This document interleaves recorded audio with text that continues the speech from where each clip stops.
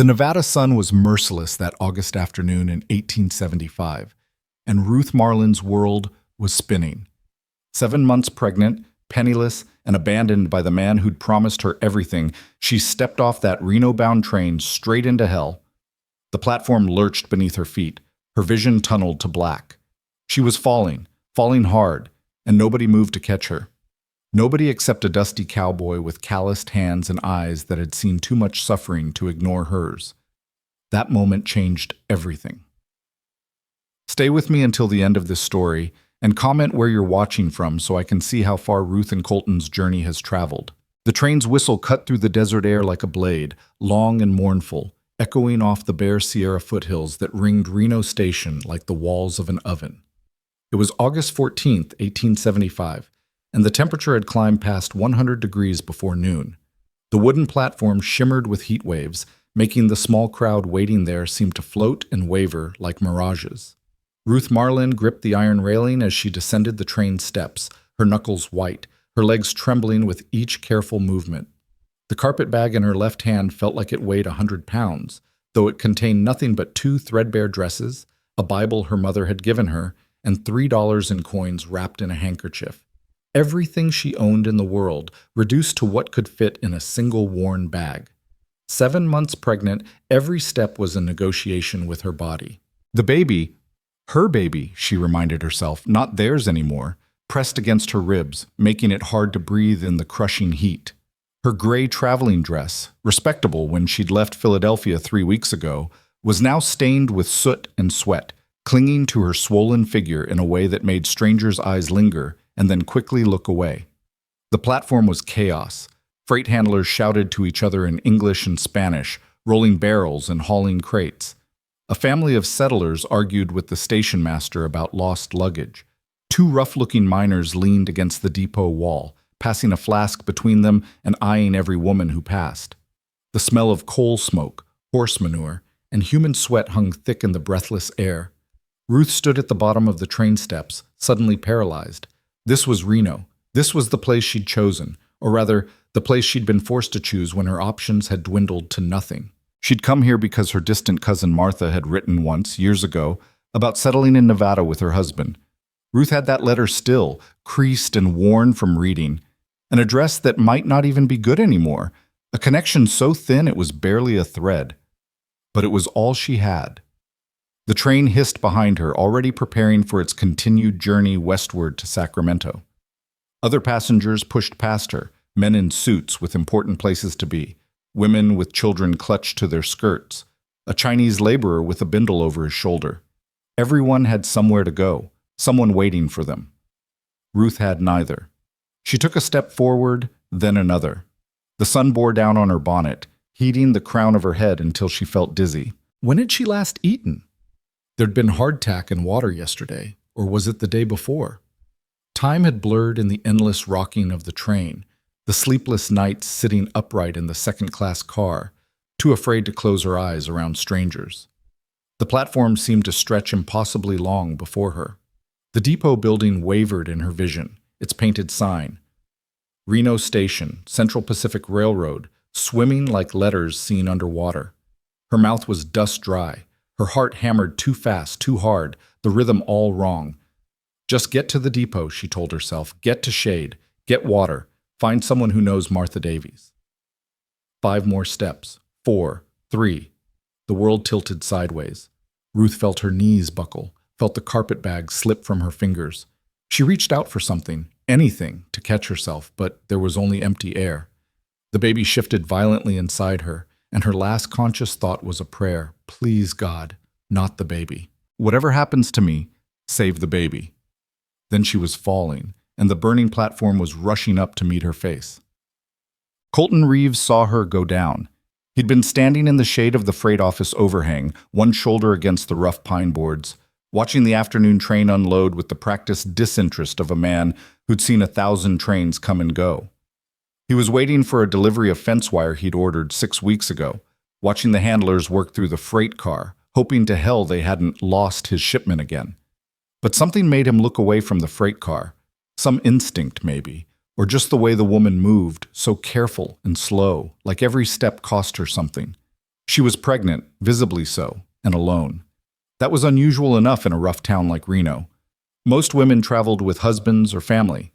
The ones who didn't usually came for one of two reasons, neither of them respectable. But this woman didn't carry herself like a saloon girl heading for work in the Vice District. There was something else in her bearing, something brittle and proud and desperately fragile. She wore her exhaustion like armor, holding herself upright through sheer will. Colton saw that will break. She swayed first, just slightly, and he pushed off from the wall without thinking. Then her knees buckled, and he was running, his boots hammering across the wooden platform, dodging a stack of luggage and a startled porter. Time seemed to slow and sharpen. He saw the carpet bag fall from her hand, saw her arms reach out for balance that wasn't there, saw her body tipping forward toward the edge of the platform where a 2-foot drop to hard-packed dirt and railroad ties waited. He reached her a heartbeat before she hit. His right arm caught her across the shoulders, his left hand automatically going to protect her swollen belly, and he pulled her back and into his chest, taking her full weight as her body went completely limp. The force of catching her nearly took him down too. She was heavier than she looked, all that extra weight of pregnancy. But he widened his stance and held firm, letting his legs absorb the impact. For a moment they stood frozen there, a strange tableau, a pregnant woman unconscious in a dusty cowboy's arms, while the chaos of the train station continued around them as if nothing had happened. Then the moment broke, and people started noticing. "Lord have mercy," someone said. "Is she dead?" another voice asked, more curious than concerned. "Probably drunk," came a third opinion, dismissive and certain. Colton ignored them all. He shifted his grip carefully, getting one arm beneath her knees and the other supporting her back, and lifted her fully into his arms. Her head lolled against his shoulder, her bonnet falling back to reveal dark hair plastered to her forehead with sweat. Up close, he could see how young she was, maybe 22, 23, and how exhausted. There were dark circles under her eyes, and her cheeks had the hollowed look of someone who hadn't been eating enough for too long.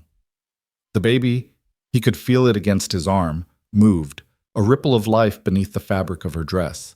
The child was alive, at least. That was something. "Someone fetch the doctor," Colton called out, his voice carrying across the platform with the authority of a man used to being obeyed. Nobody moved. The miners just stared. The family by the station master had their own problems. The freight handlers had already turned back to their work. One more collapsed woman in Reno wasn't their concern. "God damn it," Colton muttered under his breath. He looked down at the woman in his arms, at the way her breathing came shallow and quick, at the faint flutter of her pulse in her throat. She needed help, and she needed it now. He made a decision. The widow Harper's boarding house was 3 blocks east, on a slightly quieter street where respectable working men rented rooms by the week, and the widow kept a sharp eye out for trouble. More importantly, Colton knew Mrs. Harper had a soft spot for women in difficult circumstances. She'd been in difficult circumstances herself, once upon a time. If anyone in this damn town would help a pregnant stranger, it would be her. Colton adjusted his grip on the unconscious woman, settling her weight more securely against his chest, and started walking. "Hey!" The station master had finally noticed what was happening. "You can't just take that woman." "Watch me," Colton called back without turning around. "She's probably got people waiting for her." Colton stopped then, turned halfway back. "You see anybody here looking for her? Anybody at all who came running when she fell?" He waited. The platform was quieter now, faces turned away, pretending not to see. "Didn't think so." He walked off the platform and onto the dirt street, the woman's slight weight already making his arms ache, not because she was heavy, but because he was holding her carefully, trying not to jostle her, trying to keep her as stable as possible. The afternoon sun hit him full force when he left the depot's shade, and sweat immediately sprang up on his forehead, running down his temples beneath his hat brim. The 3 blocks to Mrs. Harper's might as well have been 3 miles. Virginia Street was the main commercial thoroughfare, lined with saloons and gambling houses and mercantiles, all of them busy this time of day. Colton walked straight down the middle of the street, forcing a freight wagon to slow and a man on horseback to veer around him. People stopped and stared. A cowboy carrying an unconscious pregnant woman made for good gossip, if nothing else. A woman in an expensive dress and parasol actually crossed to the other side of the street to avoid passing too close to them, her nose wrinkling as if poverty and scandal might be contagious. "Shame," an old man said from a storefront porch, shaking his head. But he didn't offer to help. Colton's jaw tightened. He'd lived in the West long enough, 28 years, his whole life, to know that people out here talked endlessly about frontier brotherhood and community, about how hard times made folks look out for each other. But the truth was more complicated. People looked out for their own. Everyone else was just another stranger passing through, another problem they didn't have time to solve. He'd been guilty of that himself, more times than he cared to count, keeping his head down, minding his own business, not getting involved in other people's troubles because he had enough of his own. But something about watching this woman fall, watching her reach out for help and find nothing but empty air, had struck him different. Maybe because he'd been in that position himself once, years ago, when he'd been 17 and stupid and gotten himself kicked by a horse 20 miles from the nearest town. He'd lain in the dirt for hours, his leg broken in 2 places, certain he was going to die right there. Then a traveling preacher had found him, loaded him into a wagon, and taken him to a doctor, stayed with him for 3 days while he fevered and healed, never asking for anything in return. "You pay back kindness by passing it forward," the preacher had said before he left. "That's how we keep civilization alive out here." Colton had been too young and in too much pain to fully appreciate the wisdom then, but he remembered it now, carrying this stranger through streets full of people who wouldn't spare her a second glance. The woman stirred slightly in his arms, a small sound escaping her lips. Not quite a moan, just a breath with pain in it. Her hand moved, settling instinctively over her belly, in a protective gesture even while unconscious. "I've got you," Colton said quietly, though he didn't know if she could hear him. "You're going to be all right. I promise." It was a stupid promise to make. He didn't know her situation, didn't know what was wrong with her, didn't know if she'd even survive whatever had made her collapse.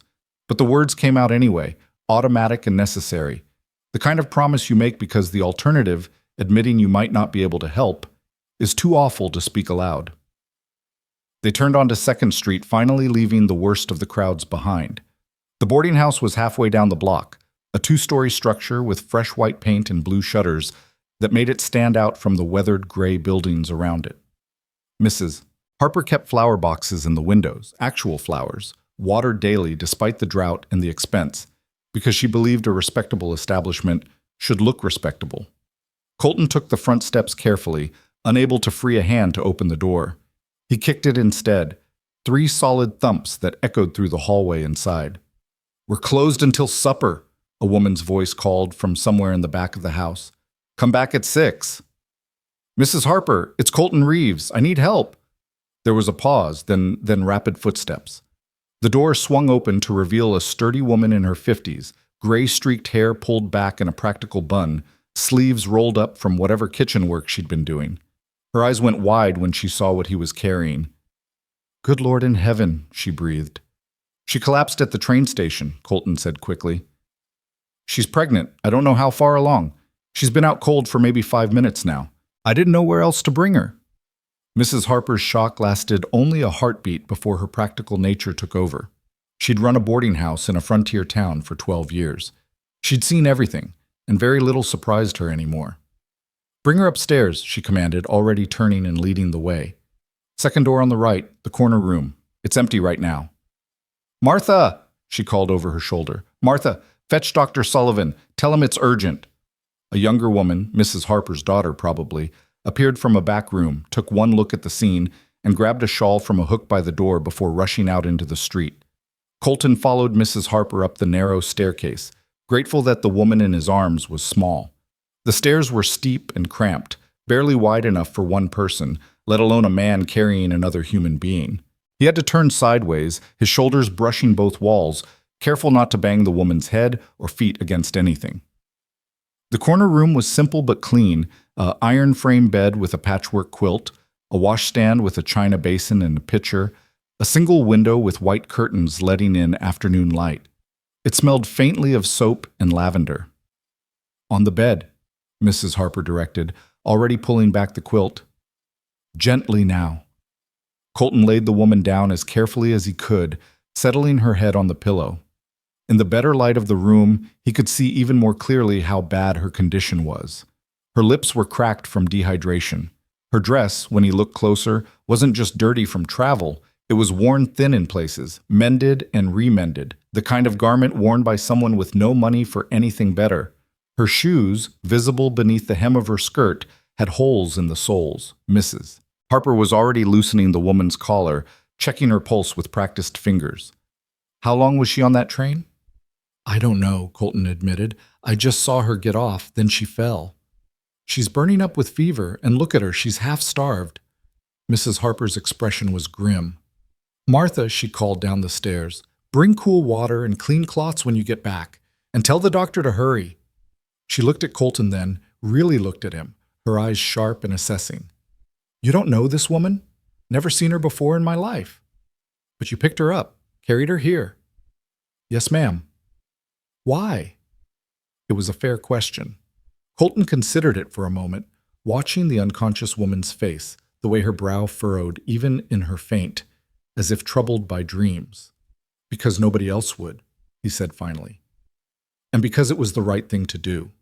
Mrs. Harper studied him a moment longer, then nodded, satisfied. You're a good man, Mr. Reeves. Better than most I meet. She turned back to her patient, bathing the woman's face with water from the washstand. The doctor will be here soon. You should probably... I'll wait, Colton said. It might be a while. I'll wait, he repeated. The older woman glanced at him again, something almost like approval in her expression. Suit yourself. There's a chair by the window. So Colton sat, his hat in his hands, watching Mrs. Harper work. The boarding house keeper stripped off the woman's filthy gloves and began bathing her hands and wrists with cool water, murmuring softly as if to a child. Poor thing, Mrs. Harper said, more to herself than to Colton. How far from home do you think she's traveled? Long way, Colton guessed, based on the quality of the woman's dress and the accent he'd heard in her brief sounds of distress. East Coast, maybe, Pennsylvania or New York. Alone? Looks like it. Mrs. Harper made a tisking sound, the universal expression of disapproval. No husband, clearly, no family, a woman in her condition. She trailed off, the implications too obvious to need stating. They both knew what happened to pregnant women without husbands in frontier towns. The lucky ones found work as laundresses or cooks, barely scraping by. The unlucky ones ended up in brothels, their babies taken away or left to die. It was harsh and ugly, and nobody liked to talk about it, but everyone knew it happened. We'll figure something out, Mrs. Harper said firmly, as if arguing with fate itself. She's not the first woman to land here in trouble, and she won't be the last. Footsteps pounded up the stairs, Martha returning with Dr. Sullivan in tow. The doctor was a lean, tired-looking man in his 40s, his medical bag worn from years of house calls to every corner of Reno's scattered population. He took in the scene with a single sweeping glance, then moved immediately to the bedside. How long has she been unconscious, he asked, already checking her pulse and lifting her eyelids to examine her pupils. 10, maybe 15 minutes, Colton supplied. Tell me exactly what happened. Colton recounted the collapse, how she'd been walking, then wavering, then falling. The doctor listened while his hands kept moving, efficient and sure, conducting his examination. Heat exhaustion, certainly, Dr. Sullivan announced after a few minutes. Dehydration, malnutrition. She's got a fever, maybe an infection of some kind, or just her body breaking down from the stress. He looked at Mrs. Harper. When did she last eat or drink, do you know? No idea. He found her at the train station. Mrs. Harper jerked her chin toward Colton. The doctor looked at Colton with new interest. You know this woman? No, sir. But you brought her here. Yes, sir. Dr. Sullivan waited as if expecting more explanation. When none came, he just nodded and returned to his patient. Well, she's lucky you did. Another hour in that heat, and we'd be planning a funeral instead of a treatment. He began rifling through his medical bag. Mrs. Harper, I need you to get some broth into her. Beef, if you have it, chicken will do. Not too much at first, just a few spoonfuls. We need to get her rehydrated slowly. Too much too fast will make her sick. I'll have some ready in 20 minutes, Mrs. Harper promised, already moving toward the door. Martha, stay here. I need help with this. The doctor had pulled out several bottles and a syringe. She needs fluids, and I'm going to give her something for the fever. Mr. Reeves, he looked at Colton again. You should probably... He's staying, Mrs. Harper called from the hallway. He's the only one who gave a damn about her so far. Might as well see it through. Dr. Sullivan raised an eyebrow but didn't argue. Fine, but make yourself useful. Go downstairs and pump some fresh water. Bring up a full pitcher and as many clean towels as Mrs. Harper can spare. Grateful for something to do, Colton headed downstairs. The pump was in the back kitchen, a luxury in a town where most people hauled water from the Truckee River or bought it from water wagons. He worked the handle, filling the pitcher, trying not to think about what would have happened if he hadn't been standing there. If he'd been looking the other way. If he'd decided her fall wasn't his problem. When he returned to the room, Dr. Sullivan was administering an injection while Martha held the woman's arm steady. The patient stirred slightly, a small sound of distress escaping her lips, but didn't wake. The baby? Colton found himself asking, though he had no right to the information. Dr. Sullivan glanced up. Seems all right, far as I can tell. Strong heartbeat, still moving. She's about 7 months along, I'd estimate. Baby's got a chance, if we can get the mother stabilized. If. Such a small word, carrying so much weight. Colton set the pitcher and towels on the washstand, then retreated to his chair by the window. Outside, the afternoon was sliding toward evening, the brutal heat finally starting to ease as the sun dropped toward the mountains. He should leave. He had work waiting back at the ranch, horses to tend, fences to mend, 1,000 tasks that wouldn't do themselves. But he stayed.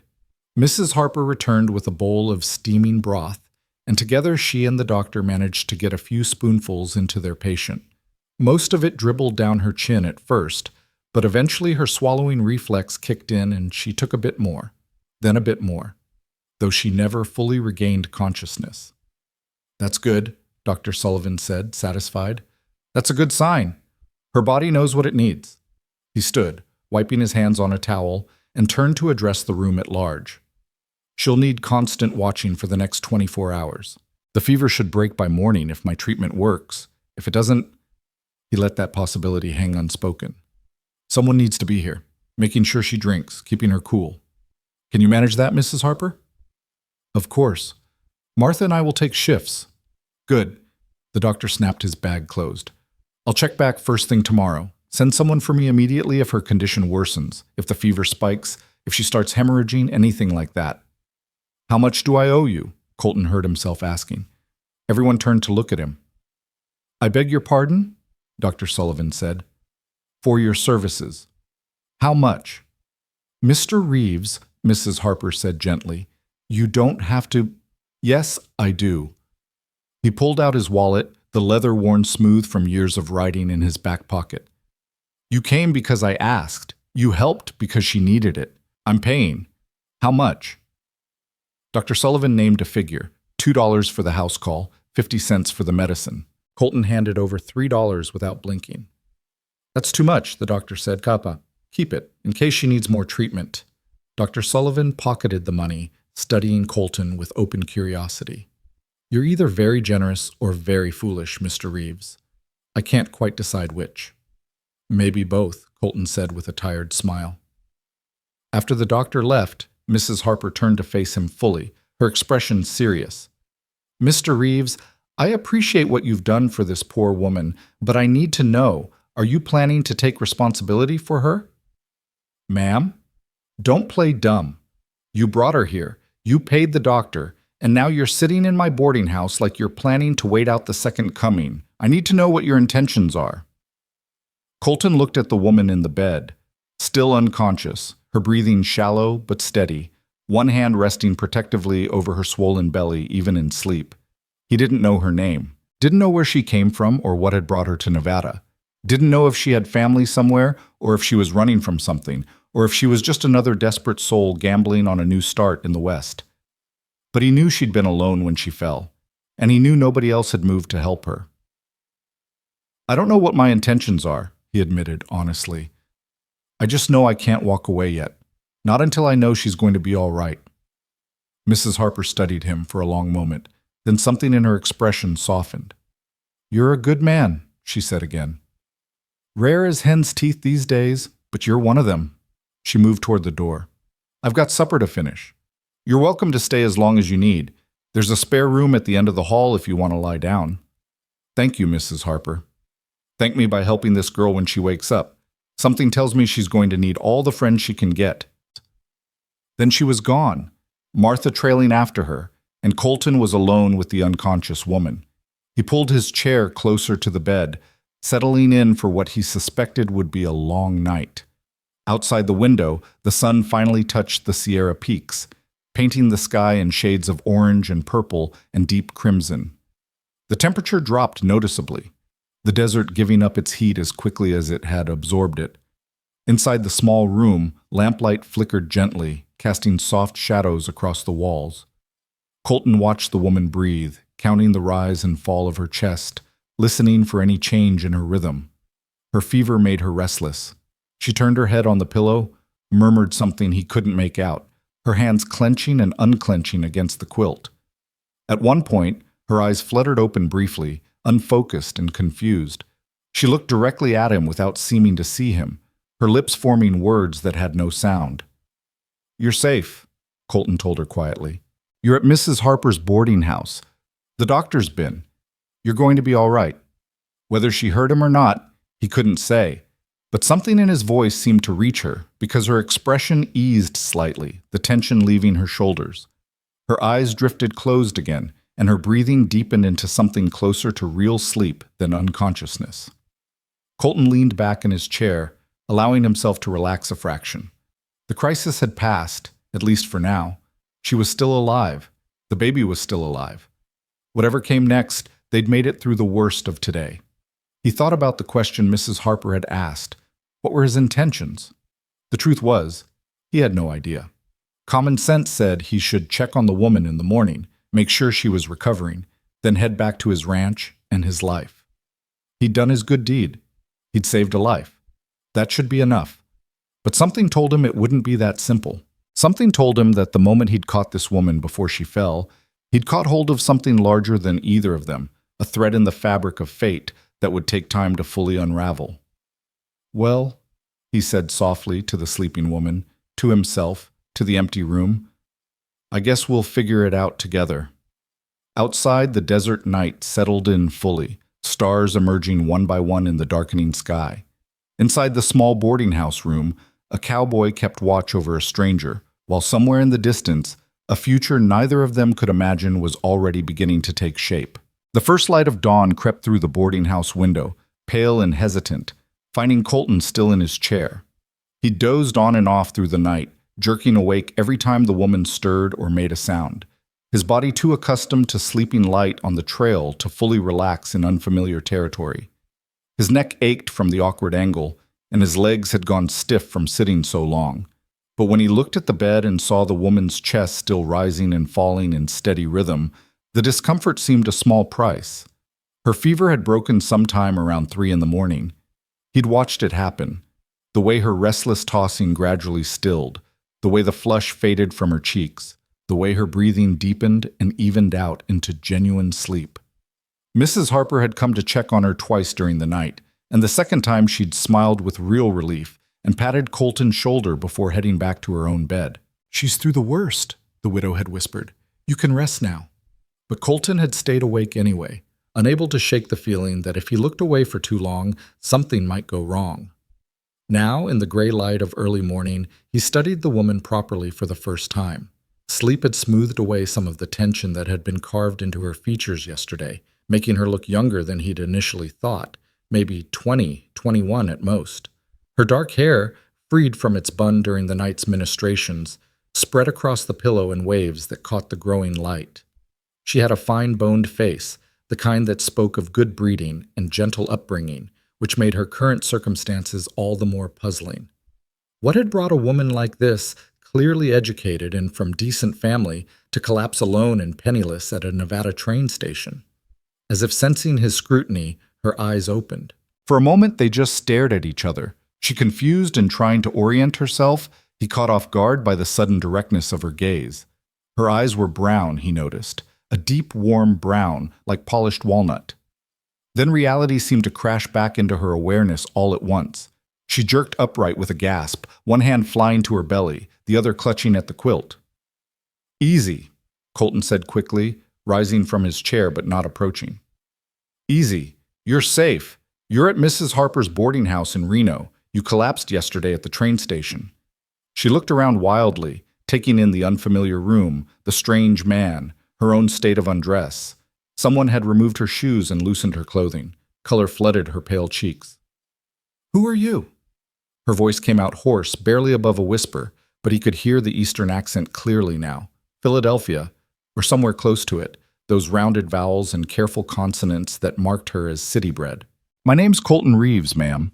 I'm the one who, well, I caught you when you fell, brought you here." "You—" She swallowed hard, her hand still pressed protectively over her belly. "The baby?" "Doctor says the baby's fine. You had heat exhaustion, dehydration, fever, but you're through the worst now. You've been sleeping almost 16 hours. The information seemed to overwhelm her. She closed her eyes, and for a terrible moment Colton thought she might faint again. But she just took several deep breaths, steadying herself, and when she opened her eyes again there was something harder in them, a determination that hadn't been there before. "I need to—" She looked down at herself, at the borrowed nightgown someone must have changed her into. "My things. I had a bag. Mrs. Harper has it. Everything's safe, I need to go." She started to push back the quilt, trying to swing her legs out of bed despite the fact that she was clearly still weak as a kitten. "I can't stay here. I don't have money to pay for—" "Already paid for," Colton interrupted. She froze, looking at him with something close to horror. "You paid?" "Yes, ma'am." "The doctor, too?" "Yes, ma'am." "Why?" The word came out sharp, almost accusatory. "Why would you do that? You don't know me." Colton found himself without a good answer. Because it was right? Because nobody else would? Those reasons sounded hollow, spoken aloud, like he was claiming some kind of moral superiority. So he just shrugged and told a simpler truth. "Seemed like you needed help." She stared at him for a long moment, emotions flickering across her face too quickly for him to name. Shame, gratitude, anger, fear, all mixed together into something complicated and raw. Then, to his alarm, tears started sliding down her cheeks. "I'm sorry," she said, her voice breaking. "I'm so sorry. I didn't mean to be anyone's burden. I thought I could make it to my cousin's house. I had the address. I just needed to—" She pressed a hand over her eyes, shoulders shaking. "God, I'm so tired. I'm so tired of this." Colton stood there helplessly, every instinct telling him to comfort her, but years of frontier propriety warning him that approaching a crying woman in her nightgown would be grossly inappropriate. He settled for the only thing he could think of. "You want some water? Mrs. Harper left a pitcher." She nodded without lowering her hand, and Colton poured a glass with hands that were steadier with horses than with china. He approached carefully, as if she might bolt, and held out the glass. She took it, their fingers brushing briefly, hers cold despite the warm morning, his calloused and rough against her smooth skin. She drank deeply, draining half the glass before coming up for air. Some of the awful tension seemed to leave her body with that simple act of drinking. "Thank you," she said quietly. "For the water, for yesterday, for all of it." "You're welcome, Miss Ruth Marlin. Miss Marlin." He tested the name, found it suited her somehow. "I'm glad you're feeling better." "I should—" She looked down at herself again, fresh embarrassment coloring her cheeks. "I should get dressed. I've imposed enough. Mrs. Harper won't mind you staying until you're stronger. Another day or two, maybe." "I can't afford another day or two." The words came out flat, matter of fact. "I have $3 to my name, and that has to get me to Silver City where my cousin lives. And God knows if she's even still there after all these years. I can't waste time lying in bed." Before Colton could respond, footsteps sounded in the hallway, and Mrs. Harper appeared in the doorway, carrying a breakfast tray. Her face lit up when she saw Ruth awake. "Well, now there you are, back among the living, praise be." She set the tray on the bedside table. Oatmeal, toast, a soft-boiled egg, more water. "How are you feeling, dear?" "Better. Thank you. Mrs. Harper, is it? I'm grateful for your kindness, but I need to settle my account and already settled, Mrs. Harper said briskly. Mr. Reeves took care of everything. But I can't let him. You can and you will, because it's already done. Now eat your breakfast before it gets cold. You're eating for two, remember, and that baby needs proper nutrition. The widow's tone brooked no argument. Mr. Reeves, you look like you could use some breakfast yourself. Go on downstairs. There's coffee and biscuits in the kitchen. I'll sit with Miss Marlin while she eats. It was a dismissal, polite but firm. Colton recognized it for what it was. Mrs. Harper giving Ruth privacy and a chance to gather herself without a strange man watching. He nodded and headed for the door, pausing at the threshold. Miss Marlin, he said, not quite sure why he felt compelled to speak. I'm glad you're all right. She looked up at him, those brown eyes still shining with unshed tears, and managed a tremulous smile. Thank you, Mr. Reeves, for everything. The kitchen was warm and smelled like fresh bread and strong coffee. Colton helped himself to both, standing at the counter rather than sitting, his body too restless for stillness after the long night. Through the window he could see the sun properly rising now, painting the eastern sky in shades of pink and gold. It was going to be another hot day. The heat never really broke in Nevada until September, but for now the morning air was almost pleasant. He should leave. He'd done what he'd set out to do, made sure Ruth Marlin survived the night. She was awake, recovering, in capable hands. His freight delivery was probably still waiting at the station, and he had a ranch to run. Horses didn't feed themselves, and the fence line wasn't going to repair itself just because he'd spent a night playing Good Samaritan. But his feet didn't move toward the door. Mrs. Harper found him there 20 minutes later, still nursing his second cup of coffee and staring out at the waking town. She's eaten, the widow reported, pouring herself a cup. Not as much as I'd like, but her stomach's probably shrunk from not eating properly. We'll get more into her at lunch. She studied him over the rim of her cup. You planning to stand in my kitchen all day, Mr. Reeves? No, ma'am. I should get going. Should, Mrs. Harper repeated, the word heavy with implication. But you're not, are you? Colton turned to face her fully. Mrs. Harper, can I ask you something? Can't promise I'll answer, but you can ask. That woman upstairs, Miss Marlin, what do you think her story is? The widow was quiet for a moment, considering. I think she's exactly what she appears to be. A young woman from good family back east who got herself in trouble with a man who didn't do right by her. Ran out of money and options, heard she had family out west and bought a train ticket on a prayer. Tale as old as time, especially out here. She set down her cup. Why do you ask? Just trying to understand. Understand what? Why you helped her? Mrs. Harper's expression softened. Mr. Reeves, I've run this boarding house for 12 years.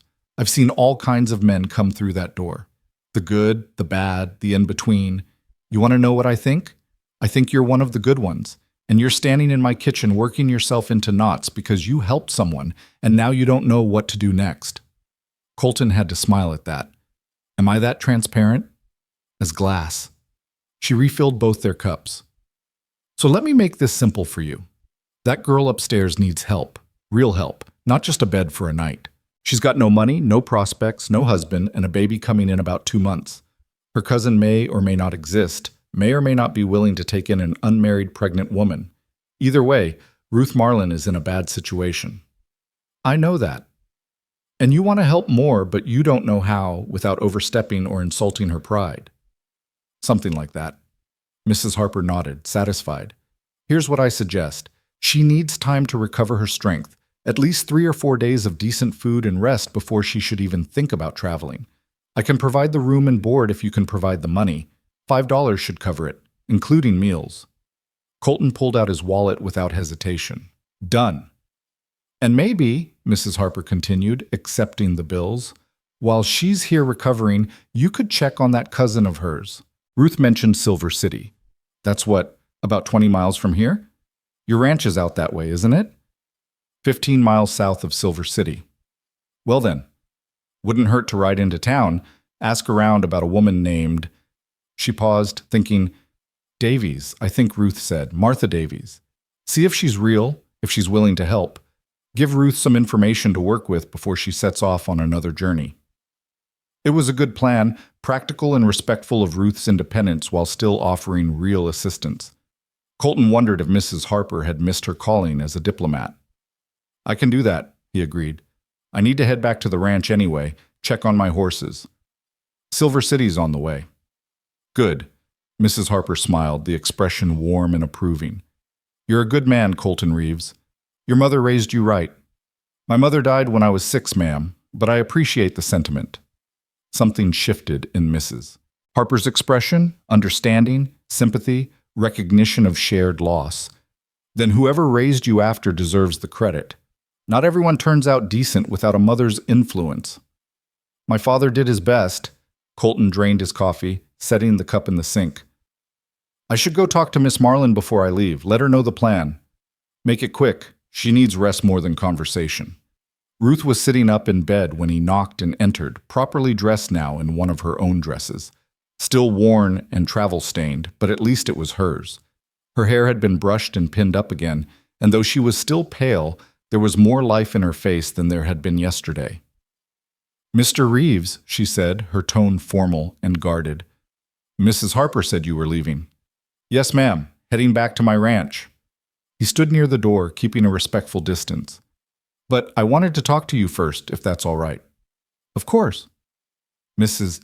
Harper tells me you're planning to go to Silver City, look for your cousin. Yes, Martha Davies. She married a man who worked in the silver mines there. That was, 5 years ago now. I have her last letter with the address. Ruth's fingers twisted in the quilt. I know it's a slim hope. People move, letters get lost. But it's all I have. I understand. My ranch is near Silver City. I go into town regular for supplies. I could ask around for you, see if anyone knows a Martha Davies. Hope flared in Ruth's eyes, immediate and almost painful to witness. You would do that? It's no trouble. Save you the trip if she's not there, or give you better information if she is. That's incredibly kind, Mr. Reeves. She looked down at her hands. I don't know how to repay all this kindness. The doctor, the room, and now... You don't need to repay anything. You just need to get yourself healthy. He shifted his weight, uncomfortable with her gratitude. Mrs. Harper says you should rest here a few days before traveling again. I've taken care of the room and board, so you don't need to worry about that. You can't keep paying for me, Ruth protested, color rising in her cheeks. It's not proper. People will think I helped someone who needed help. If that bothers them, that's their problem, not ours. But Mr. Reeves, call me Colton, please. Mr. Reeves makes me feel like I'm in church getting scolded by the preacher.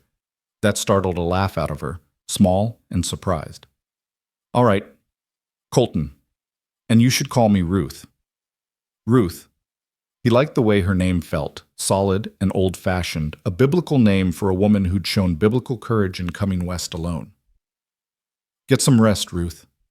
I'll be back in 2 or 3 days with information about your cousin. Thank you. The words were simple, but her voice carried a weight of emotion that made them mean more. Thank you for saving my life.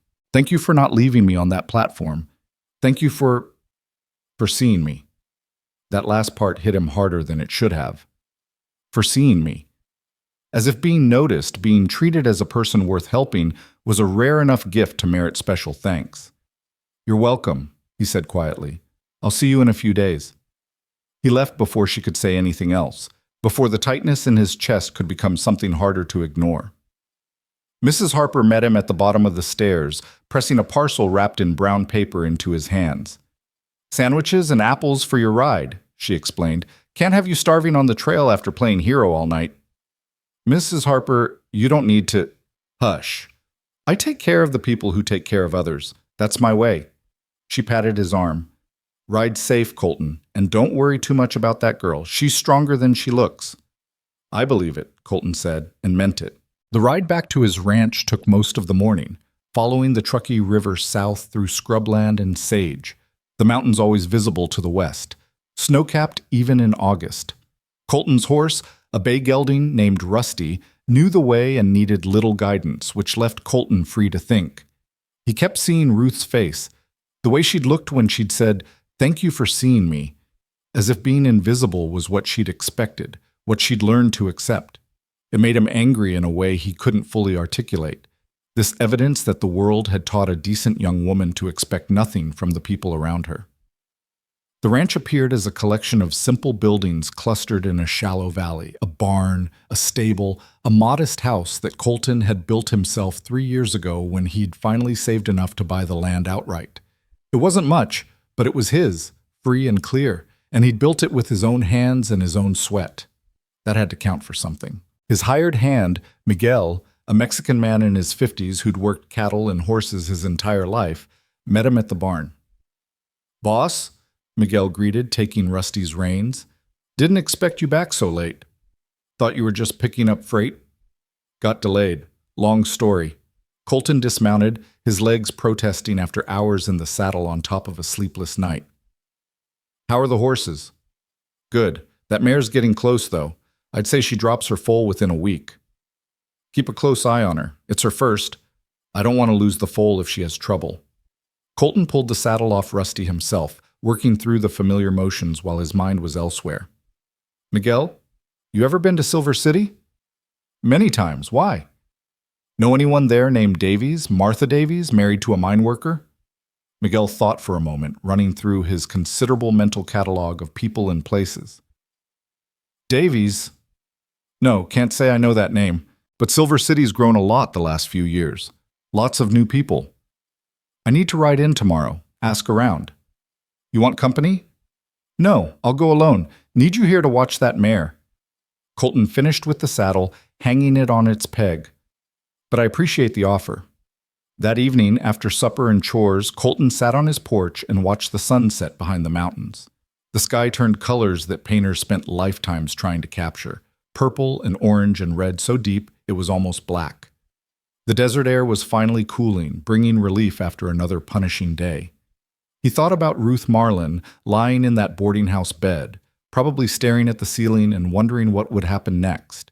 He thought about the baby she carried, innocent and unaware of the complicated world it was about to enter.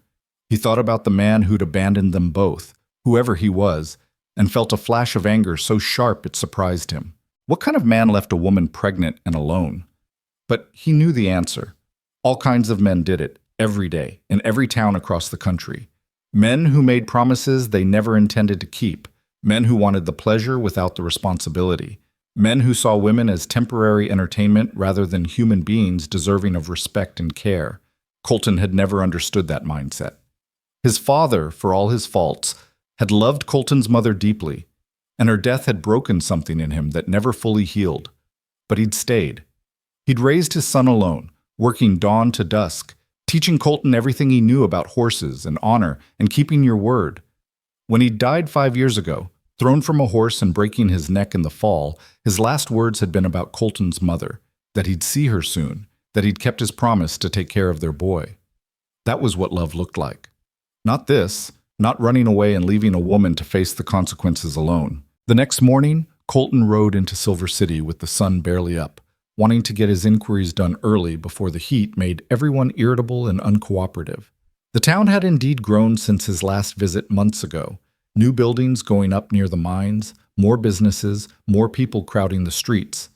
Silver was still flowing out of the mountains, and where there was silver there was money, and where there was money there was everything else that came with it, good and bad. He started with the most obvious place, the mining company office. If Martha Davies' husband worked in the mines, they'd have records. The clerk, a nervous young man with ink-stained fingers, checked his ledgers carefully. Davies. Yes, here. Thomas Davies worked shaft number 3. But sir, I'm afraid Mr. Davies is deceased. Cave-in last year. Very tragic. Colton's heart sank. What about his widow, Martha Davies? I'm sorry, sir. We don't keep track of widows.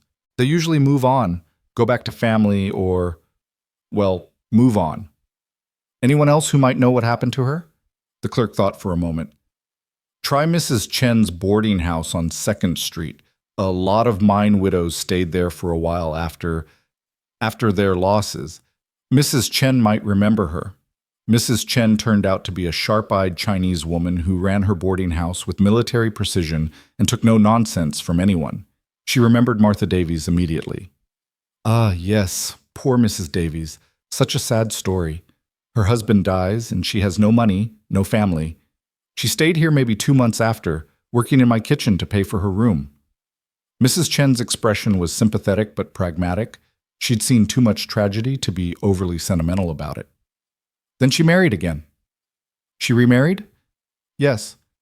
A widower, older man, shopkeeper, needed a wife to help with his store. She needed security. They married and moved to Carson City. That was, 8 months ago now? Carson City, Colton repeated, his mind already calculating. That was another 50 miles west over the mountains. Possible to reach, but not easy for a pregnant woman with no money and no transportation. Do you remember the man's name, the shopkeeper? Ah, Morris? Morrison? Something like that. I'm sorry, I don't recall exactly. Colton thanked her and headed back to his ranch, his mind working through the implications. Martha Davies was alive, which was good news, but she'd remarried and moved to Carson City, which complicated everything. And even if Ruth could somehow get to Carson City, would Martha be willing or able to help her? A remarried woman with a new husband might not be in a position to take in a pregnant cousin, especially if that husband had opinions about taking in women in Ruth's condition. He needed to tell Ruth the truth, but he dreaded the conversation. She'd pinned so much hope on this cousin, and now that hope was going to get more complicated, more uncertain. When he arrived back at Mrs. Harper's boarding house 3 days after he'd left, the widow met him at the door with a knowing look.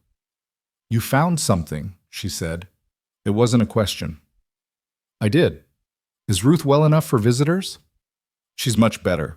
Been eating properly, resting. Some colors come back to her cheeks. She's been anxious, though, waiting for you to return." Mrs. Harper stepped aside to let him in. "She's in the parlor. I'll bring tea." Ruth was sitting by the window, a book open in her lap, but clearly not reading it. When Colton entered, she set it aside immediately and stood, one hand steadying herself on the chair arm. She did look better. Her face had filled out slightly, and her eyes were clearer, more alert. "Colton," she said, his name coming easily now. "You found her? You found Martha?" He gestured for her to sit back down, pulling up another chair to face her. "I did. But Ruth, the news is complicated." He watched hope and dread fight for dominance in her expression. "Tell me." So he did, laying out everything he'd learned: Thomas Davies' death, Martha's remarriage, the move to Carson City. Ruth listened without interrupting, her hands folded tightly in her lap, her face growing progressively paler. When he finished, she was quiet for a long moment, staring at her hands. "Carson City," she finally said. "That's very far, isn't it?" "About 50 miles. Mountain roads, not easy traveling even in good weather." "And she has a new husband." Ruth's voice was flat, emotionless. "Who might not appreciate a disgraced pregnant cousin arriving on his doorstep." "We don't know that," Colton said, though privately he thought Ruth's assessment was probably accurate. "Martha might be happy to help. She might have room, resources, or she might not." Ruth looked up at him then, and her eyes were dry but devastated. "She might turn me away. I'd be right back where I am now, but 50 miles further from anywhere, with less money and fewer options." Colton had no answer to that because it was entirely possible, probable even. "I don't know what to do," Ruth admitted, her voice breaking slightly. "I thought I had a plan. I thought if I could just get to Martha, everything would work out somehow. But now you take time to think," Colton said firmly. "You're safe here. You're recovering. You don't need to make any decisions today." "But I can't stay here forever, Colton. Mrs. Harper has been wonderful, but this is a boarding house, not a charity, and you've already done more than anyone should expect." "Stop." The word came out sharper than he intended, and Ruth blinked in surprise. He softened his tone. "Stop tallying debts and obligations. You need to focus on getting strong and figuring out your next move. Everything else can wait."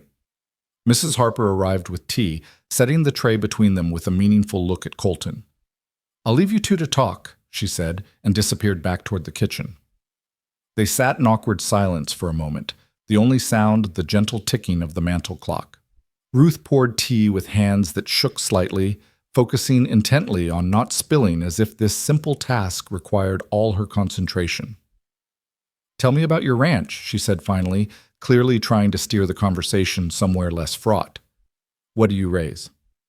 "Horses, mostly. I'm breeding working stock, good solid animals for ranching and freight work.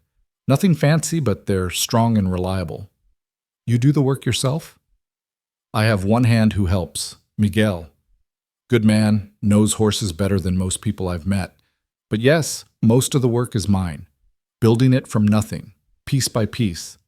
Something shifted in Ruth's expression, a flicker of real interest replacing the defeated resignation. "That must be satisfying, building something with your own hands." "It is. Hard work, but honest work. Nobody can take it from me because I earned every inch of it."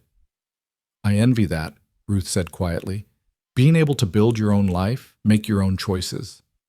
As a woman, She trailed off, but the implications hung in the air between them. As a woman, her choices had always been limited. Dependent on her father, then expected to transfer that dependence to a husband. And when the man who should have married her had abandoned her instead, she'd been left with nothing. No money, no prospects, no socially acceptable way to support herself or her child. "What happened?" Colton asked, then immediately regretted it. "I'm sorry, that's not my business." "No, it's..." Ruth set down her teacup, her hands folding back into her lap. "You've earned the right to know, I suppose. You've certainly earned the right to know who you've been helping." "Ruth, you don't have to. I want to." She took a deep breath, as if steeling herself. "His name was Henry Ashford. We courted for 6 months. He was charming, educated, from a good family. He said he loved me, said we'd marry in the spring. My father approved the match.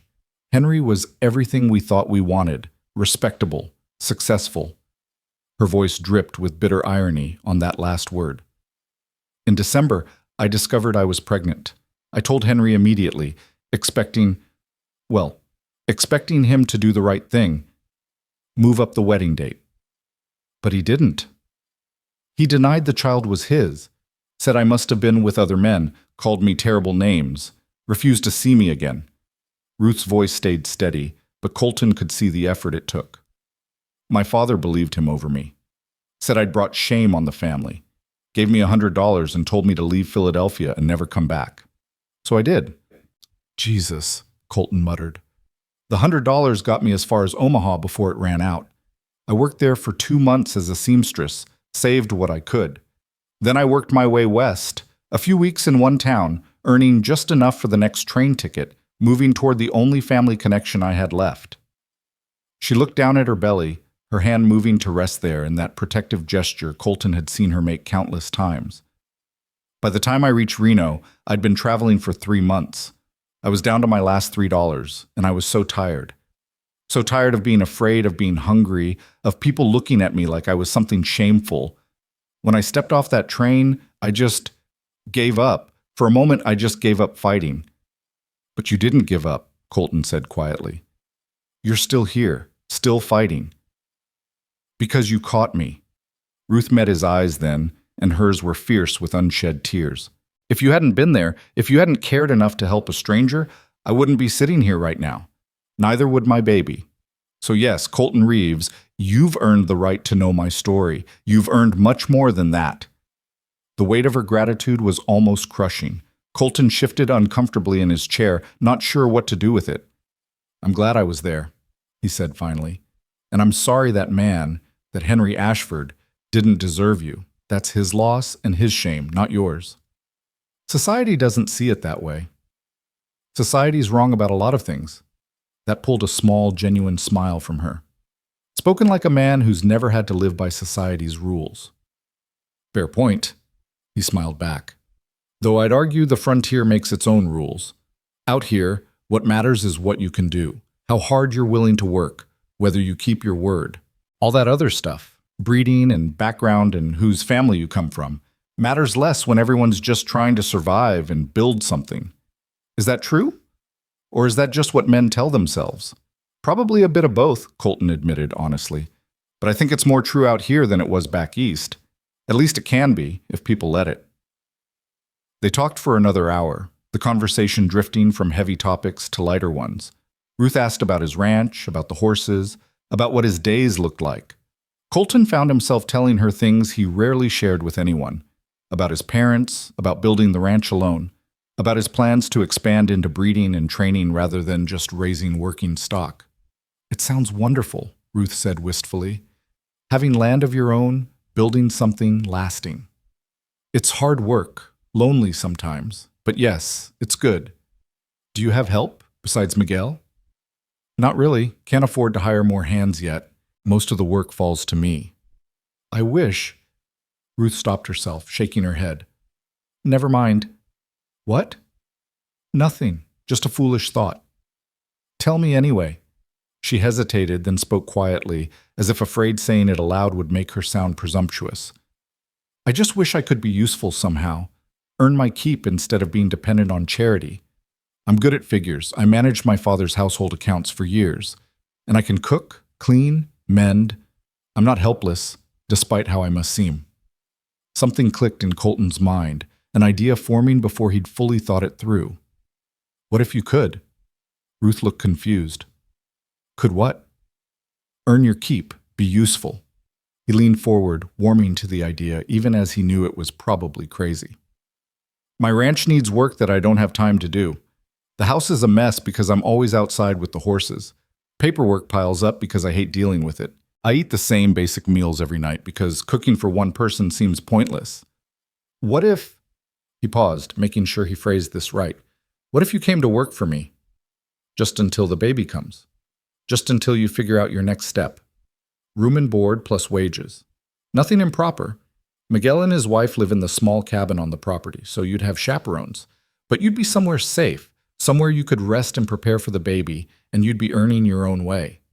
Ruth stared at him like he'd suggested they fly to the moon. "You're serious?" "Completely." "Colton, I'm 7 months pregnant. I'd be more burden than help." "I disagree. And anyway, I'm not running a charity either. I wouldn't offer if I didn't think you'd be genuinely useful." "People would talk. People always talk. Let them." She studied him for a long moment, searching his face for something. Ulterior motives, perhaps, or signs that this was some elaborate trap. Whatever she was looking for, she must not have found it, because slowly, cautiously, hope began to bloom in her expression. "You're really offering me a job?" "I really am." "Why?" "And don't say because it's the right thing to do, because we both know plenty of people who wouldn't do anything close to this." Colton thought about his answer carefully. "Because you need help, and I need help, and maybe we can help each other. And because—" He paused, trying to find words for something he didn't fully understand himself. "Because I think you deserve a chance to build something too. A life, a future, something that's yours. This won't solve everything. You'll still have hard choices ahead, but maybe it'll give you time and space to make those choices from a position of strength instead of desperation." Ruth's eyes filled with tears again, but this time they spilled over, running down her cheeks unchecked. "I don't understand you, Colton Reeves. I don't understand why you're being so kind to someone you don't even know." "Maybe that's how kindness is supposed to work," Colton said gently. "No reason needed, no debt tallied, just people helping people because we all need help sometimes." She wiped at her tears with shaking hands, laughing and crying at the same time. "All right. All right. All right. I'll come work for you, at least until the baby comes, like you said. And Colton?" She reached out and touched his hand briefly, the contact feather light but meaningful. "Thank you for seeing possibilities where I only saw dead ends." "You're welcome, Ruth." Mrs. Harper appeared in the doorway then, as if she'd been listening from the hallway, which she probably had been. "I take it you two have worked something out?" "Ruth's coming to work at my ranch," Colton explained. "Housekeeping, accounts, general help, just until the baby comes." The widow's expression was unreadable. "Is that wise?" Probably not," Colton admitted with a slight smile, "but it's right." Mrs. Harper studied them both, then nodded slowly. "Well then, Ruth, you'll need proper clothes for ranch work, and a few more days of rest before you travel. Shall we say 3 days from now? That'll give you time to gather your strength and me time to get you properly outfitted. I can't ask you to. You're not asking. I'm offering. Or rather, Mrs. Harper's smile turned knowing. Mr. Reeves is paying and I'm doing the shopping. How does that sound? Perfect, Colton said, already pulling out his wallet again. Whatever she needs. As he rode back to his ranch that evening, Colton tried to examine his own motivations with clear eyes. Was he really doing this just to help someone in need?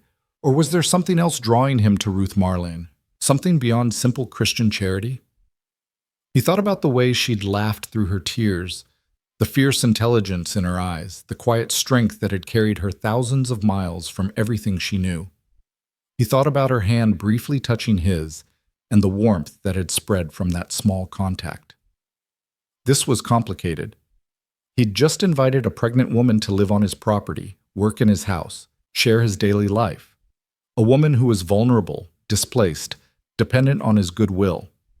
Any feelings beyond friendship would be inappropriate at best, exploitative at worst. But as Rusty picked his way through the twilight and the first stars appeared overhead, Colton couldn't quite shake the feeling that something significant had shifted in his life. He'd gone into Reno 3 days ago to pick up fence wire and had somehow come home with a purpose he hadn't known he was looking for. 3 days later, he returned to town with a wagon instead of just his horse. Ruth was waiting on the boarding house porch, looking nervous but determined, wearing a simple work dress that Mrs. Harper had procured. Sturdy fabric, practical design, nothing fancy but clean and whole. Her carpet bag sat at her feet, along with a larger trunk that Mrs. Harper had donated, filled with clothes and supplies for the baby when it came. "Ready?" Colton asked, climbing down to help load her things. Ruth took a deep breath, looking back at the boarding house where she'd spent the last week recovering, then turned to face the road ahead. "Ready?" Mrs. Harper stood in the doorway, dabbing at her eyes with her apron. "You come back and visit when that baby's born, you hear me? I want to know how this story ends." "I will," Ruth promised. "And Mrs. Harper, thank you for everything. Go on now before you get me crying proper." The widow shooed them toward the wagon. "Colton, you take care of her?" "Yes, ma'am." The ride to the ranch took 3 hours, following the river road south through landscape that gradually shifted from settlement to wilderness. Ruth sat beside Colton on the wagon seat, quiet but alert, taking in everything: the mountains, the sage, the endless sky. She'd placed one hand on her belly, and every so often Colton would see her smile slightly, as if the baby had moved. "What are you thinking?" he asked as they crested a rise and his valley came into view below. "That I'm trusting a stranger with my life," Ruth said honestly. "And somehow that feels safer than trusting the people who are supposed to love me. I'm going to do everything I can to make sure that trust isn't misplaced." She looked at him then, really looked at him, and nodded slowly. "I believe you will." As the wagon rolled down into the valley toward the cluster of buildings that made up Colton's ranch, Ruth Marlin allowed herself something she hadn't permitted in months: hope. Real hope. Not the desperate kind that was just disguised fear, but genuine possibility. She didn't know what would happen when the baby came. Didn't know if she'd eventually make her way to Carson City to find Martha, or if she'd have to forge some completely different path. But for now, for today, she had a place to be and work to do, and a person who'd proven he could be trusted. It was more than she'd had when she collapsed on that train platform. It was more than she'd dared to hope for. And as Colton helped her down from the wagon and Miguel's wife Maria came bustling out of the cabin to welcome her warmly, Ruth thought that maybe, just maybe, she'd been right to keep fighting after all. The first week passed in a blur of adjustment and discovery. Ruth moved into the small guest room off the kitchen, barely more than a closet with a bed and a window, but it was clean and private and hers. Maria had helped her unpack, chattering away in accented English about the ranch, about Colton, about how good it was to have another woman around. "He is lonely, that one," Maria had said, arranging Ruth's few possessions in the dresser. "Always working, never stopping. Miguel says he works like a man trying to outrun something, but what? We don't know.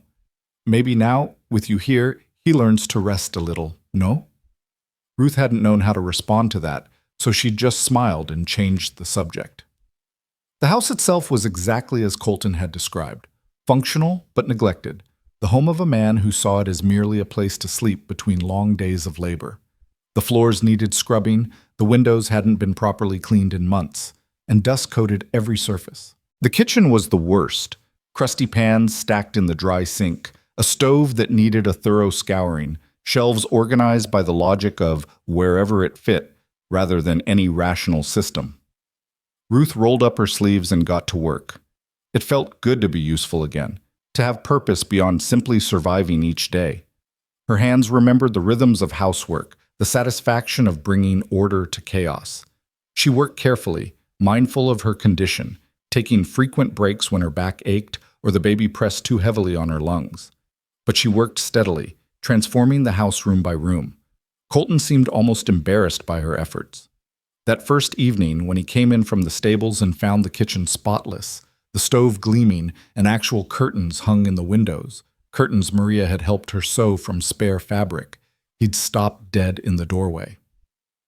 "Ruth, you didn't have to do all this in one day." "I wanted to," she'd replied, stirring a pot of stew that actually contained vegetables and seasoning, not just the meat and beans Miguel said was Colton's usual fare. "Besides, I'm supposed to be earning my keep, remember? You're supposed to be resting." "I rested for a week at Mrs. Harper's. Now I need to work." She'd ladled stew into a bowl and set it before him at the now clean table. "Sit, eat, tell me about your day." He'd obeyed, though his expression suggested he still wasn't entirely comfortable with the arrangement.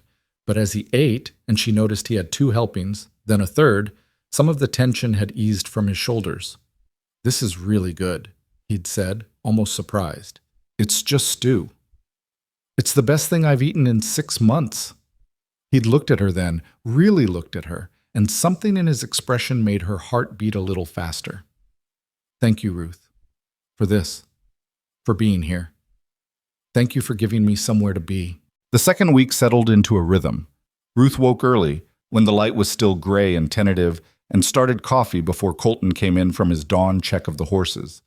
They'd share a quiet breakfast, speaking little but comfortable in the silence, before he headed out for the day's work, and she turned to her own tasks. She discovered his paperwork situation was even worse than he'd admitted. Bills and receipts stuffed into drawers, orders never properly recorded, accounts that existed only in his head. She spent 3 full days just organizing it all, creating a proper ledger system, reconciling what he thought he'd spent versus what he'd actually spent. "You're losing money," she told him one evening, spreading the books across the kitchen table after supper. "Not a lot, but enough. See here? You charged the Morrison Ranch $200 for that gelding, but you recorded it as $150. That's $50 that should be in your pocket." Colton leaned over her shoulder, studying the numbers. She was acutely aware of his proximity, the smell of horses and hay, and honest sweat, the warmth radiating from his body. "I could have sworn it was $150. "It was $200. I found the receipt, and here, you paid $30 for feed that should have cost $22. The supplier overcharged you, and you didn't catch it." "How'd you figure that out?" "I checked the rate from 3 months ago and calculated the increase. It shouldn't have gone up that much." She looked up at him, found his face much closer than she'd expected, and quickly looked back down at the ledger. "If you want, I can start reviewing all your transactions. Make sure everything's accurate." "Ruth, that's beyond housework. I should pay you more if you're doing accounting too.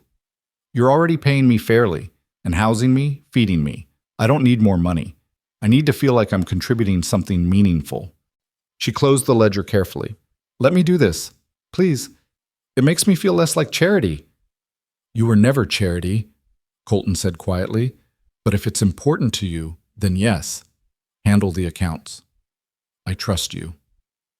Those last 3 words settled into Ruth's chest and stayed there, warm and weighty.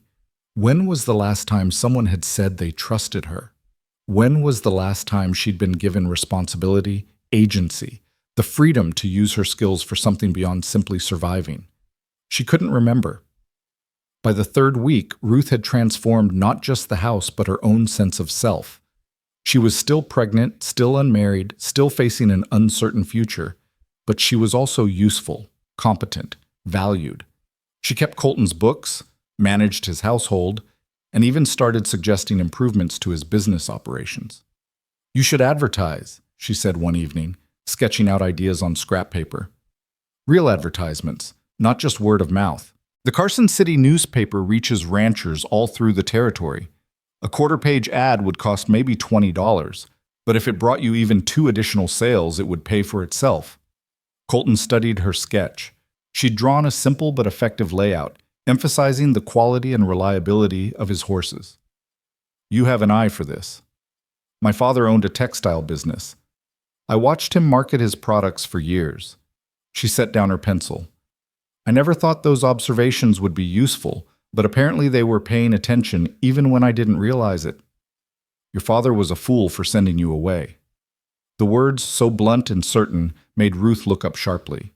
Colton's expression was serious, almost angry on her behalf.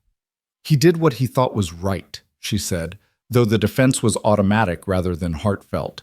"He did what was easy, what protected his reputation instead of his daughter." Colton's jaw tightened. "A real father would have stood by you, would have horsewhipped Henry Ashford and made him do right by you, or at least made sure you had everything you needed to build a life on your own terms. That's not how society works. Then society's wrong." "You keep saying that," Ruth said, a small smile tugging at her lips despite the heaviness of the conversation. "As if saying it enough times will make it true. Maybe it will. Or maybe it already is true, and enough people just need to start believing it." He stood, carrying his coffee cup to the sink. "You want to place that advertisement? Go ahead. Write it up, send it to the Carson City paper. Consider it approved." Ruth felt a surge of something she hadn't experienced in months.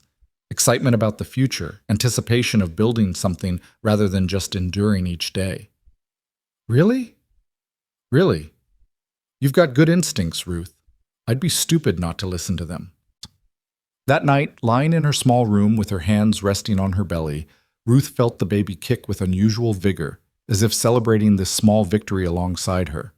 She whispered to the child in the darkness, telling stories about its father, not Henry, because Henry didn't deserve that title, but about the man in the other room who'd shown them both what true strength looked like. "He's teaching me something," she murmured, "about not giving up, about building something from nothing. You pay attention when you get here, little one. Men like Colton Reeves are rare." The 4th week brought the first real test of their arrangement. Ruth was in the kitchen, kneading bread dough, a task that was becoming increasingly difficult as her belly grew, when she heard raised voices outside. She moved to the window and saw Colton in the yard, facing down 3 men on horseback. Even from a distance, she could see the tension in his posture, the careful way he stood with one hand near the rifle propped against the fence post. Miguel appeared from the barn, positioning himself at an angle that gave him a clear view of the visitors. Maria materialized at Ruth's side, wiping her hands on her apron, her expression worried. "Who are they?" Ruth asked. "Don't know, but Miguel is nervous, which means trouble, maybe." The confrontation lasted several minutes, though Ruth couldn't hear what was being said. Then one of the men pointed toward the house, and Ruth's blood ran cold as she realized they were talking about her. Colton shook his head firmly, crossed his arms, and the gesture was clear even from a distance. Whatever they wanted, the answer was no. The men left eventually, but not before the largest one leaned down from his saddle and said something that made Colton's entire body go rigid. Then they rode off, and Colton stood there for a long moment, his back to the house, his shoulders tense with barely contained anger. When he finally came inside, Ruth was waiting. What did they want? Nothing important. He moved to wash his hands at the sink, not meeting her eyes. "Colton." "Ruth, just leave it. They were talking about me. I saw them pointing. I have a right to know what was said." He dried his hands slowly, deliberately, then finally turned to face her. His expression was carefully controlled, but she could see fury simmering beneath the surface. "They'd heard I had a pregnant woman working here. Wanted to know if you were available for other services." The words came out clipped, each one bitten off sharply. "I told them you were my employee, and they could take their filthy assumptions and ride straight to hell." Ruth felt like she'd been slapped. She'd known people would talk, had expected judgment and gossip. But this casual assumption that any unmarried pregnant woman must be a prostitute, cut deeper than she'd anticipated. I'm sorry, she said quietly. I'm sorry my presence here is causing you problems. No. Colton closed the distance between them in 3 strides, his hands coming to rest on her shoulders, the first time he'd really touched her since carrying her to Mrs. Harper's weeks ago. Don't you dare apologize. You haven't done anything wrong. Those men are ignorant jackasses, and I don't give a damn what they think. But your reputation, my reputation is my own concern. Anyone worth knowing won't believe their gossip. Anyone who does believe it isn't worth my time. His hands tightened slightly on her shoulders, his eyes intense on hers. You belong here, Ruth. You've earned your place here. Don't let anyone make you doubt that. She wanted to believe him. God, how she wanted to believe that it could be that simple. But she'd learned the hard way that reputation mattered, that perception shaped reality whether you wanted it to or not. What did he say? Ruth asked. That last man when he leaned down, what did he say that made you so angry? Colton's jaw worked, and for a moment she thought he wouldn't tell her. Then quietly, he said any woman willing to spread her legs for one man would do it for another, and he'd pay good money for a turn. The crude words hung in the air between them. Ruth felt tears prick her eyes, but she refused to let them fall. She'd cried enough over men's cruelty. She was done with tears. What did you say back? I told him if he ever set foot on my property again, I'd shoot him for trespassing, and if he ever spoke about you like that again, I'd break his jaw first and ask questions later. Despite everything, Ruth felt a smile tug at her lips. You threatened to shoot him? I promised to shoot him. There's a difference. Colton Reeves, defending my honor with firearms. What would Mrs. Harper say? She'd say he had it coming. Some of the tension eased from Colton's posture, and his hands dropped from her shoulders, though he remained close. I meant what I said, Ruth. You don't need to worry about people like that. I'll handle them. You can't fight everyone who thinks badly of me. Watch me. The fierce protectiveness in his voice stirred something in Ruth's chest, something dangerous and complicated. This man barely knew her, owed her nothing, had already done more than most people would consider reasonable. Yet here he stood, ready to defend her against the world's judgment without hesitation or qualification. Why? The question escaped before she could stop it. Why do you care so much? You could have left me on that platform, could have walked away a dozen times since. Why didn't you? Colton was quiet for a long moment, his expression unreadable. When he finally spoke, his voice was low and honest. Because when I saw you fall, I saw someone who'd fought as hard as they could and just didn't have any fight left. And I thought about all the times I could have used someone to catch me when I was falling, and how rare it is that anyone actually does. He paused, seeming to struggle with the words. And because the more I've gotten to know you these past weeks, the more I've realized you're one of the strongest people I've ever met. You deserve better than what life's handed you. I can't fix everything, but I can make sure you have a safe place to land. That's not just kindness, Ruth said softly. That's something more. Maybe. He didn't deny it, didn't look away. But whatever it is, it's not something you need to worry about. I'm not expecting anything from you, Ruth. I'm not one of those men who thinks helping someone means they owe you something. You're safe here, and that includes being safe from me. The careful distance he was maintaining, the explicit reassurance, it should have been comforting, and it was. But it was also somehow disappointing in a way Ruth didn't want to examine too closely. I know I'm safe with you, she said. I've always known that. They stood there in the kitchen, the silence stretching between them, heavy with things neither was quite ready to say aloud. Then the baby kicked, hard enough that Ruth gasped and pressed a hand to her side. You all right? Colton asked immediately, concern flooding his expression. Fine. The baby's just very active today. She smiled despite the discomfort. I think your voice woke it up. It always moves more when you're around. Really? Really? Here. Without thinking, she reached for his hand and pressed it against her belly, where the baby was pushing. Feel that? Colton's expression transformed into something Ruth couldn't quite name. Wonder, maybe, or reverence. His large, calloused hand covered half her belly, and beneath it the baby shifted and kicked, as if showing off. That's amazing, he breathed. That's a whole person in there. A whole person who seems to like you, Ruth said, Acutely aware that they were standing very close, his hand warmed through her dress, their faces inches apart. "Smart baby," Colton said, and his voice had gone rough around the edges. The moment stretched, suspended in amber. Then Miguel's voice called from outside, breaking the spell, and Colton stepped back quickly, his hand dropping away. "I should get back to work," he said, not quite meeting her eyes. "Yes, of course." He was gone before she could say anything else, leaving Ruth alone in the kitchen with her heart beating too fast and her thoughts spinning in dangerous directions. The 5th week brought autumn's first hints: cooler mornings, earlier sunsets, leaves beginning to turn gold on the cottonwoods that lined the creek. Ruth's belly had grown larger, making even simple movements awkward, but she refused to slow down. She'd discovered she enjoyed the work, enjoyed managing the household and the books, enjoyed the satisfaction of seeing tangible results from her efforts. More than that, she'd discovered she enjoyed Colton's company. Their evening conversations had become the highlight of her days, long talks over supper and coffee, discussing everything from horse breeding techniques to books they'd read to their very different childhoods. He made her laugh with stories about disastrous attempts to cook for himself, and she found herself sharing memories she'd thought she'd buried forever. "My mother died when I was 14, she told him one evening, watching the sunset paint the mountains purple through the window. Consumption. It took her slowly, painfully. By the end, she didn't even recognize me." "I'm sorry," Colton said quietly. "After she died, my father changed. Became harder, colder.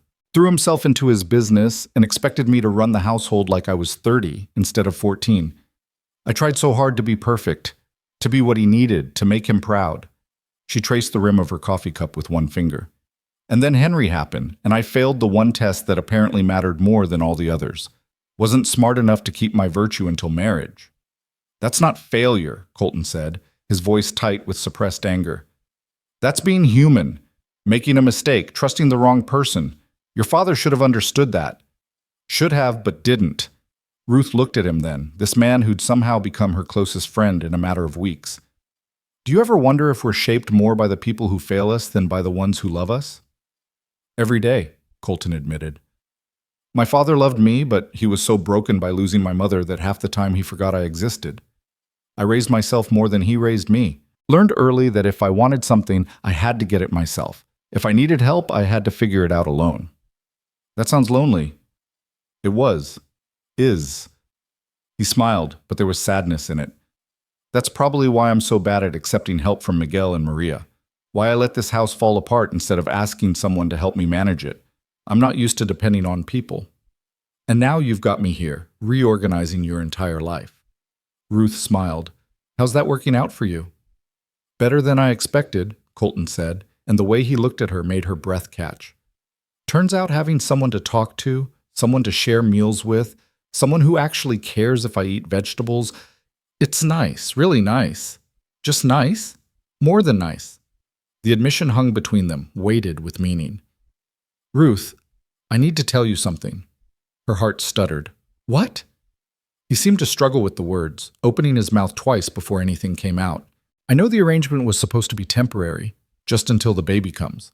But if you wanted to stay longer, if you needed more time to figure things out, you could. You'd always have a place here." It wasn't a declaration of love, wasn't even really a declaration of anything specific. But Ruth understood what he was offering: permanence, security, a future beyond the next crisis. It was more than she'd dared to hope for. "Colton, I can't keep being your employee forever. Eventually, people will—" "I don't care what people will do," he interrupted. "I care about what's right for you and that baby. Everything else is just noise." "But you should care. Your business, your reputation in the community, those things matter." "They matter less than you do." The words fell like stones into still water, sending ripples through everything Ruth thought she understood about their relationship. She stared at him, this honest, steady man who'd somehow become the center of her world without her quite noticing when it happened. "Colton, don't answer now," he said quickly. "I don't need an answer. I just wanted you to know. Whatever happens, wherever you decide to go, you've got options. That's all." But it wasn't all, and they both knew it. The 6th week brought a visitor neither of them expected. Ruth was hanging laundry in the yard, a task she'd learned to do efficiently despite her size, when she heard a wagon approaching. Colton was working with a young colt in the corral, and Miguel had gone into town for supplies, so Ruth was alone when the wagon pulled up and a woman climbed down. She was perhaps 40, dressed practically but well, with kind eyes and the weathered face of someone who'd spent years under the Nevada sun. She studied Ruth for a moment, taking in the pregnant belly, the simple work dress, the domestic scene. "You must be Ruth," the woman said. "I'm Sarah Morrison. My husband bought a horse from Colton last month." "Mrs. Morrison." Ruth wiped her hands on her apron, suddenly self-conscious. "How can I help you?" "Actually, I came to help you, or at least to meet you properly. There's been talk in town, and I wanted to see for myself what was true and what was just gossip." Ruth's defenses went up immediately. "And what have you concluded?" Sarah Morrison smiled, and it was genuine. "That the gossips don't know what they're talking about, as usual. You're working, not lounging around being kept. And Colton looks happier than I've seen him in years. Whatever arrangement you two have, it seems to be working." The tension in Ruth's shoulders eased slightly. "You're not here to judge?" "Honey, I was in your position once. Pregnant, no husband, scared out of my mind. The difference was I had family to take me in, and eventually I met a good man who loved me anyway. I know what it's like to need help, and to be terrified everyone's going to treat you like trash." She glanced toward the corral where Colton was working. "He's one of the good ones. You're lucky you found him." "I know," Ruth said quietly. "Do you?" Sarah's gaze was shrewd. "Because the way you're looking at that man suggests you know it in your head, but maybe not in your heart yet." "Mrs. Morrison, call me Sarah, please. And I'm not trying to pry. I just remember what it was like to be afraid to trust anyone, even people who'd earned it. Don't let fear make you push away something good." Before Ruth could respond, Colton noticed them and headed over, his expression guarded until he recognized the visitor. "Mrs. Morrison, everything all right with the gelding?" "The gelding's perfect. I came to meet Ruth properly and to invite you both to Sunday supper next week. My husband wants to talk to you about buying another horse, and I'd like to get to know your Ruth better." "She's not my—" Colton started, then stopped, seeming to realize that correction would require explaining what Ruth was exactly, and neither of them had good words for it. "Sunday supper sounds nice. Thank you." After Sarah Morrison left, Colton and Ruth stood together in the yard, watching the wagon disappear down the road. "That was unexpected," Ruth said. "Sarah's good people. If she's extending friendship, it's genuine." "She called me your Ruth." Colton didn't look at her. "I noticed." "Did you also notice you didn't correct her?" "I started to." "But you stopped." "But I stopped." He finally turned to face her, and his expression was raw with an honesty that took her breath away. "Because maybe part of me didn't want to correct her. Maybe part of me liked how it sounded." Ruth's heart was hammering so hard she was sure he could hear it. "Colton, what are we doing here?" "I don't know," he admitted. "I've been trying to figure that out for weeks. All I know is that somewhere between catching you on that platform and right now, you stopped being someone I was helping and became someone I can't imagine not having around. I'm still pregnant with another man's child. I know. I'm still ruined in society's eyes. I don't care. You should care. I come with complications. Ruth." He stepped closer, close enough that she could see gold flecks in his hazel eyes. "Look at me. Really look at me and tell me honestly, do I look like a man who's ever done anything the easy way?" Despite everything, she laughed. No, you don't." "Then why would I start now?" His hand came up, hesitated, then gently tucked a strand of hair behind her ear. "I know this is complicated. I know we've got timing all wrong. I know you're in a position where you're dependent on me, and that makes any feelings murky at best. But Ruth, I've never met anyone like you. You're smart and strong and brave, and watching you rebuild your life piece by piece it's been amazing. You're amazing." Tears pricked Ruth's eyes. "I'm not amazing. I'm scared all the time, scared of what happens when the baby comes, scared of being a mother, scared of messing everything up again." "Being scared doesn't make you weak. It makes you human." And the fact that you keep going despite being scared, that's courage. His thumb brushed across her cheek, wiping away a tear that had escaped. I'm not asking for anything, Ruth. I'm not expecting you to feel what I feel. I just needed you to know that it's there, that it's real. What if I do feel it? The words escaped before she could stop them, raw and honest. What if I've been feeling it for weeks, but I've been too afraid to admit it? What if every time you walk into a room, my heart beats faster? What if the baby moves more when you're around because I'm happier, calmer, when you're near? What if I've been falling in love with you, and I'm terrified because last time I trusted someone with my heart, he destroyed my entire life? Colton's expression transformed, surprise giving way to joy, giving way to something fierce and tender all at once. Then I'd say we're in the same boat, and maybe we figure out how to navigate these waters together. It's too soon. It's too complicated. Probably. But I've never been good at waiting for perfect timing. He smiled, soft and hopeful. Ruth Marlin, I don't need you to make any decisions right now. I don't need promises or commitments. I just need you to know that I'm here, that I'm not going anywhere, and that when you're ready, if you're ever ready, I'll still be here. She should pull away, should maintain professional distance, should protect her heart and her child from any more potential pain. Instead, she leaned forward and rested her forehead against his shoulder, feeling his arms come around her carefully, holding her like she was something precious.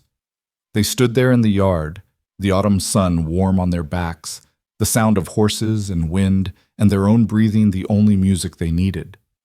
I'm not ready, Ruth whispered against his shirt, but I think I want to be. That's enough, Colton said. That's more than enough. The 7th week brought Colton to a decision he'd been mulling over for days. One evening after supper, he asked Ruth to walk with him, leading her away from the house toward a spot by the creek where cottonwoods created a cathedral of golden leaves. There's something I want to show you, he said, helping her over the uneven ground with careful attention to her balance. They reached a small rise overlooking a meadow, and Colton stopped, gesturing to the land spread out before them. This is my favorite spot on the whole property. When I first saw it, I knew this was where I wanted to build something permanent. Not just a ranch for working stock, but something bigger, a breeding operation, training facility, something that would last beyond me, that I could build into something significant. It's beautiful, Ruth said, taking in the sweep of grass, the clear water, the mountains rising in the distance. I've been saving for years to expand.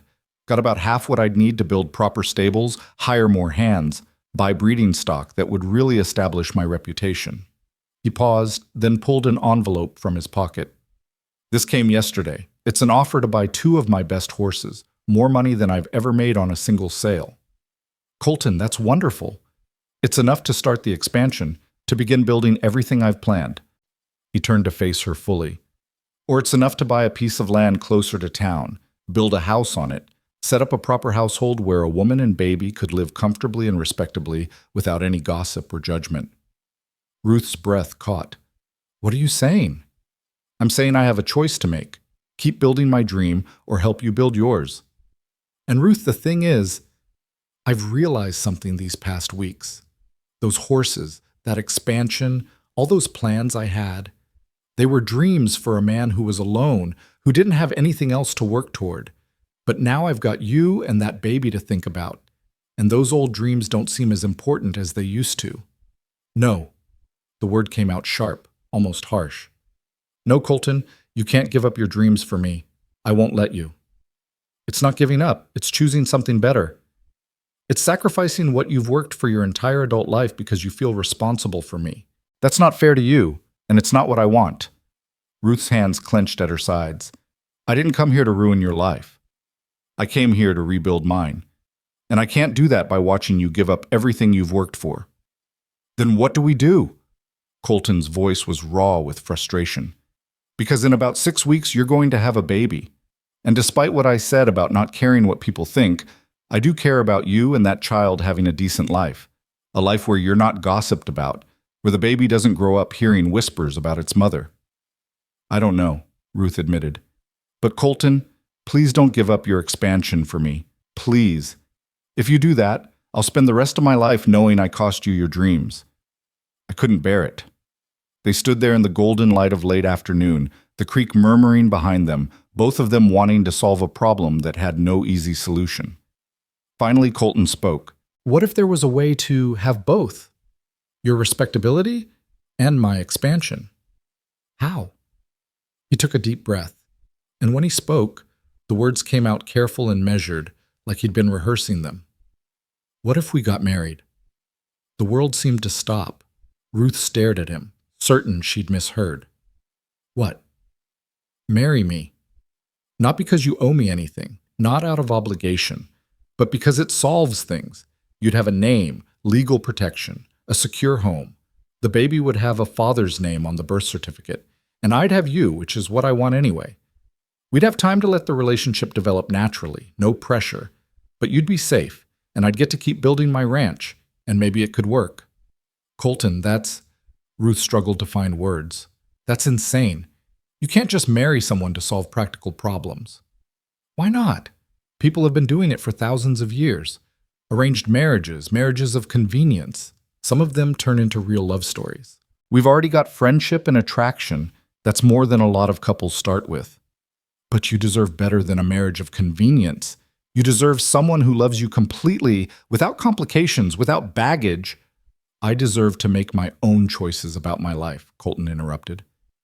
And I'm choosing to offer this. Not because I pity you. Not because I'm trying to be noble, but because when I imagine my future, you're in it. You and that baby both. Maybe I'm crazy, but Ruth, I'm falling in love with you. And I hope, you might be falling in love with me too. So why not make it official? Why not take the risk? Ruth felt like she couldn't breathe, like the world had tilted sideways. Marriage. He was proposing marriage, not with flowers and romance, but with practical reasoning and honest emotion. It should have felt wrong, but somehow it felt exactly right. I need time, she said. I need to think about this. Take all the time you need. I'm not going anywhere. But she could see the hope in his eyes, vulnerable and bright. That night, Ruth lay awake for hours, her hands resting on her belly, feeling her baby move and turn. She thought about Colton's proposal, about the life he was offering. It wasn't what she'd imagined when she'd been a girl dreaming about her future.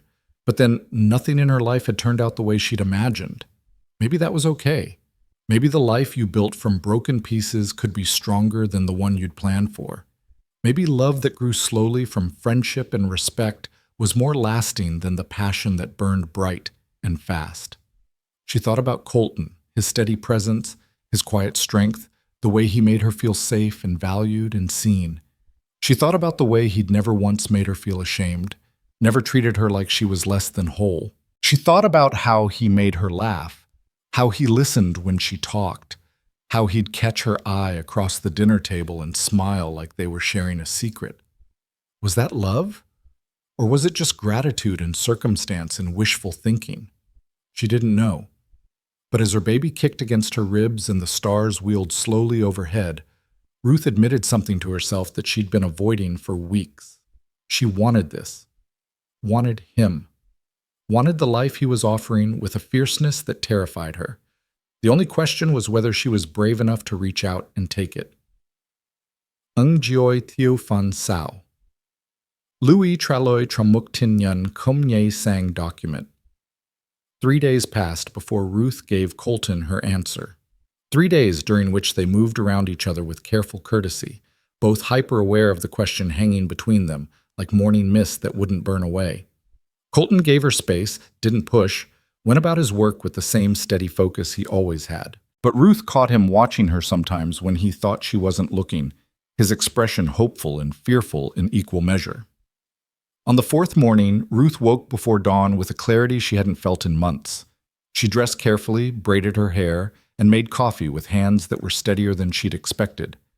When Colton came in from checking the horses, she was waiting at the kitchen table, 2 cups already poured. He stopped in the doorway, reading something in her posture, and for a moment neither of them moved. "Sit down," Ruth said quietly. "Please." Colton sat, his hands wrapped around the coffee cup but not drinking, just waiting. "I've been thinking about what you said," Ruth began, then stopped, searching for the right words. "About marriage. About building a life together. And I've been trying to be practical, to think about all the reasons it might not work, all the ways it could go wrong. She saw his shoulders tense, saw him bracing for rejection, and rushed on before she lost her courage. But the thing is, every time I try to imagine my future without you in it, I can't. I don't want to. These past 2 months, you've shown me what it means to be treated with respect, to be valued for who I am rather than what I can give someone. You've never made me feel like a burden or charity or something shameful. You've just been you, steady and kind and honest. She took a breath, her hands trembling slightly as she set down her own cup. So yes, my answer is yes. I'll marry you, Colton Reeves, if the offer still stands. The transformation in his expression was like watching sunrise break over the mountains, slow at first, then suddenly brilliant. It stands. It absolutely stands. He reached across the table, taking her hands in his, and the warmth of his touch steadied her. You're sure? Because Ruth, I need you to be sure. This isn't something you can do just because it's practical or convenient. I need to know you want this. I'm terrified, Ruth admitted. I'm scared I'll mess this up, scared I'm making another mistake, scared that I'm not enough for you. But I'm also sure that I want to try, that you're worth the risk, that we're worth the risk. We are, Colton said firmly. I promise you, we are. There are things we need to talk about, Ruth continued, needing to say this while she still had the courage. Practical things. The baby, you need to understand that this child isn't yours by blood. And I can't promise how I'll feel after it's born, what kind of mother I'll be, whether postpartum will break me or… Stop. Colton's grip on her hands tightened slightly. I know this baby isn't mine by blood. But Ruth, if you'll let me, I want to be its father in every way that matters. I want to be there for the birth, hold it when it cries, teach it to ride, help you raise it into a good person. Blood doesn't make a family, love does. And I already love that baby because it's yours. The tears Ruth had been holding back finally spilled over. How are you real? How is this real? I ask myself that every morning when I wake up and remember you're here. He stood, moving around the table, and pulled her gently to her feet, his arms coming around her as carefully as if she were made of glass. We're going to make this work, Ruth. I don't know how exactly, but we will. Together. She leaned into him, letting herself be held, letting herself believe that maybe, just maybe, she'd found something true and good in the ruins of her old life. So when do we do this? She asked against his shoulder. I'm 8 months along now. We don't have much time before as soon as possible. Today, if we can manage it. Colton pulled back enough to see her face. I'll ride into Reno this morning, talk to the minister.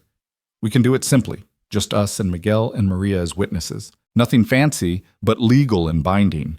Then you'll have my name before the baby comes, and there won't be any question about the child's legitimacy. People will know we married quickly. They'll count backwards and realize, let them realize whatever they want. We'll be married, the baby will have a father, and anyone who wants to gossip can do it where I can't hear them. His smile was wry. Besides, Nevada territory isn't exactly known for its strict social conventions. Half the marriages out here started as arrangements or necessities. We'll hardly be unique. Ruth managed a watery laugh. No, I suppose not. Go tell Maria, Colton said. She'll want to help you get ready. And Ruth? He cupped her face in his hands, his thumbs brushing away her tears. Thank you for trusting me, for taking this chance. I'm going to spend the rest of my life making sure you never regret it. I already don't regret it, Ruth whispered, and realized it was true. The ride into Reno took Colton less than 2 hours, pushing Rusty harder than he normally would, urgency driving him forward. He went straight to the small Methodist church on the edge of town, where Reverend Thomas Blackwell had presided over services for the past 3 years. The Reverend was in his small office, working on Sunday's sermon, when Colton knocked on the open door. Mr. Reeves, Blackwell said, looking up in surprise. This is unexpected. Is everything all right? Yes, sir. Better than all right, actually. I need to ask you something. Colton removed his hat, suddenly nervous in a way he hadn't been when proposing to Ruth. I need you to marry me, today, if possible, or tomorrow, at the latest. Blackwell's eyebrows rose. That's quite urgent. May I ask who the bride is? Her name's Ruth Marlin. She's been working at my ranch for the past 2 months, keeping house and managing my accounts. She's... Colton paused, then decided honesty was the only way forward. She's 8 months pregnant, Reverend. The father abandoned her back east. She came west with nothing, collapsed at the train station, and I helped her. Got to know her, fell in love with her. And I want to marry her before that baby comes, so the child has my name and legal protection. The Reverend studied him for a long moment, his expression unreadable. Colton braced himself for judgment, for a lecture about propriety or morality or the sanctity of marriage. Instead, Blackwell smiled. Mr. Reeves, in my 3 years in Nevada, I've married minors to dance hall girls, widowers to women half their age, and one memorable couple who'd known each other exactly 4 days. I've learned that love takes many forms on the frontier, and God's grace is bigger than any of our rules about how things should be done. He stood, extending his hand. I'd be honored to marry you and Miss Marlin. Bring her to the church this afternoon at 4 o'clock. I'll have everything ready. Relief flooded through Colton so powerfully it left him momentarily lightheaded. Thank you, Reverend. Thank you so much. One thing, though. Blackwell's expression turned serious. I need to know this isn't coerced, that Miss Marlin is entering this marriage freely, not out of desperation or obligation. She is. I made sure she knew she had other options, that she didn't owe me anything. She chose this, chose us. Good. Then I'll see you both at 4. Blackwell paused. And Mr. Reeves, congratulations. From what you've told me, you found someone worth building a life with. That's rarer than gold in these parts. Colton's next stop was Mrs. Harper's boarding house. The widow answered his knock with flour on her hands and curiosity in her expression. Colton Reeves, twice in 1 month. To what do I owe the pleasure? I'm getting married this afternoon, and I need your help. Mrs. Harper's eyes went wide, then she broke into a delighted smile. It's Ruth, isn't it? You're marrying that girl? I am, at 4 o'clock. But Mrs. Harper, she doesn't have a proper dress, and I know it's short notice, but I was hoping... Say no more. The widow was already untying her apron, calling for her daughter. Martha, close up the kitchen and get my sewing basket. We've got a wedding dress to alter. She turned back to Colton. I've got my own wedding dress packed away upstairs. It'll be too big, but we can take it in enough to work for one afternoon. And I've got ribbon and flowers. We'll make her beautiful. She's already beautiful, Colton said without thinking, then felt heat rise in his cheeks. Mrs. Harper laughed, patting his arm. Oh, you've got it bad, don't you? Well, good. That girl deserves someone who sees her that way. Now go, you need to get yourself cleaned up too. Can't have the groom showing up in dusty work clothes. There's a bathhouse 2 streets over, and Ferguson's Mercantile sells ready-made suits. Get a haircut while you're at it. Mrs. Harper, I can't thank you enough. You can thank me by treating that girl right for the rest of your days. Now go. We've got work to do. By 3:30 that afternoon, Colton stood in front of the small church, wearing new clothes that felt stiff and strange, his hair trimmed and his face clean-shaven for the first time in weeks. Miguel stood beside him, dressed in his Sunday best, grinning like this was the greatest entertainment he'd seen in years. You nervous, boss?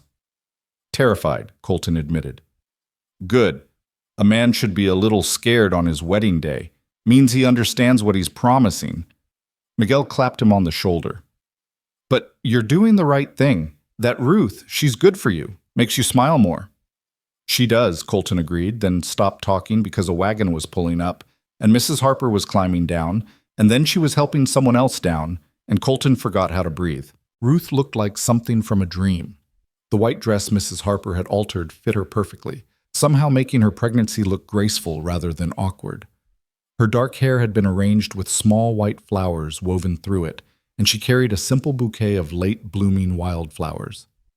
But it was her expression that struck him most, nervous but happy, scared but certain, looking at him like he was something worth walking toward. You're beautiful, he said when she reached him, the words inadequate but heartfelt. You're not so bad yourself, Ruth replied, her smile tremulous but real. Ready to do this? I've never been more ready for anything in my life. The ceremony was simple and short. conducted in the small church with only Miguel, Maria, and Mrs. Harper as witnesses. Reverend Blackwell spoke briefly about love and commitment, about building a life together through all seasons, good and difficult. Then came the vows.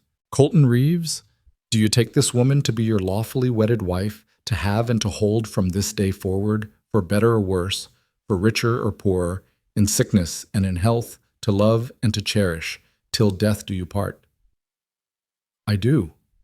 The words came easily without hesitation. Ruth Marlin, do you take this man to be your lawfully wedded husband, to have and to hold from this day forward, for better or worse, for richer or poorer, in sickness and in health, to love and to cherish, till death do you part? Ruth's voice wavered slightly, but it was clear. I do. Then by the power vested in me by the territory of Nevada, I now pronounce you husband and wife. Colton, you may kiss your bride. Colton turned to Ruth, his heart hammering, suddenly unsure. They'd never kissed, had barely touched beyond holding hands and that one long embrace. But Ruth smiled, small and encouraging, and rose on her toes, awkwardly, given her size, and pressed her lips to his. It was chaste and brief, nothing like the passionate kisses described in novels. But it was perfect, a promise and a beginning, and when they pulled apart, both of them were smiling. Mrs. Harper cried openly, dabbing at her eyes with a handkerchief. Maria embraced them both, chattering in rapid Spanish about babies and blessings. Miguel shook Colton's hand with such vigor it nearly pulled his arm from its socket. "Welcome to the family, Mrs. Reeves," the Reverend said, shaking Ruth's hand warmly. Mrs. Reeves. Ruth tested the name silently, feeling how it fit. No longer Ruth Marlin, fallen woman and object of pity. Now Ruth Reeves, married woman, rancher's wife, someone with a place and a purpose and a future. The ride back to the ranch took longer than usual because Colton drove the wagon carefully, mindful of Ruth's condition and the rough roads. She sat beside him, her hand resting on his arm, both of them quiet but comfortable with the silence. The sun was setting as they pulled into the yard, painting the whole valley in shades of gold and amber. Maria had gone ahead to prepare supper, and Miguel had decorated the house with wildflowers and ribbon, a simple celebration that made Ruth's eyes fill with tears yet again. "Sorry," she said, wiping at her face. "I don't know why I keep crying. I'm happy. I swear." "Cry all you want," Colton said, helping her down from the wagon. "Happy tears are the best kind." They shared supper with Miguel and Maria, the meal festive and warm, filled with laughter and stories and gentle teasing. Then, as full darkness fell and the stars emerged overhead, Miguel and Maria tactfully excused themselves to their cabin, leaving Colton and Ruth alone in the house that was now officially theirs together. Suddenly, the air felt charged with uncertainty. They stood in the kitchen, neither quite sure what came next. "Ruth," Colton said finally, "I want you to know I don't expect anything tonight, or any night until you're ready. We're married legally, but that doesn't mean you owe me anything. Your room is still yours for as long as you want it." Relief and disappointment warred in Ruth's expression. "Thank you. With the baby coming so soon and everything being so new, I understand completely. We've got the rest of our lives, Ruth. There's no rush." She crossed to him then, standing close enough that he could smell the wildflowers in her hair. "But I don't want you to feel unwelcome in your own home. This is strange for both of us. Maybe we could just be together, talk like we usually do. I'm not ready for everything that marriage typically means, but I'd like your company, if that's all right." "That's more than all right," Colton said, feeling the tension in his chest ease. "How about I make us some coffee and we sit on the porch like always, same as every other night, just with different names?" "I'd like that very much." So that's what they did. They sat on the porch in chairs pulled close together, watching the stars wheel slowly overhead, talking about everything and nothing. Ruth told him about her hopes for the baby, her fears about labor and motherhood. Colton told her about his plans for the ranch, now that he could move forward with the expansion. They talked about winter coming, about whether they should plant a garden in the spring, about what to name the baby, if it was a boy or a girl. "I always like the name Thomas if it's a boy," Ruth said. "After my grandfather. He was the only one in my family who was kind to me when I was young. Thomas Reeves, Colton tested the name. I like it. Strong name. And if it's a girl? I'm not sure. Something that means hope, maybe? Or new beginnings? Dawn, Colton suggested. Dawn Reeves. Because she'd be the start of something new for both of us. Ruth smiled, her hand moving to rest on her belly. Dawn or Thomas. Either way, they'll have a good father, better than I ever dared to hope for. And they'll have a strong mother, someone who crossed a continent alone to protect them. That takes courage, Ruth. Don't ever doubt that. They stayed on the porch until Ruth started yawning, exhaustion finally catching up with the emotions of the day. Colton walked her to her room, pressed a gentle kiss to her forehead, and bid her good night. Colton, Ruth called as he turned to leave. Thank you. For today. For everything. I know this isn't the conventional start to a marriage, but I'm glad it's ours. So am I, he said. Sleep well, Mrs. Reeves. Her smile as she closed the door was the last thing he saw, and it kept him warm all the way to his own cold bed. The days that followed established a new routine, one that was comfortable yet tinged with sweet tension. They were married but still learning each other, building intimacy slowly through shared meals and conversation and small gestures of care.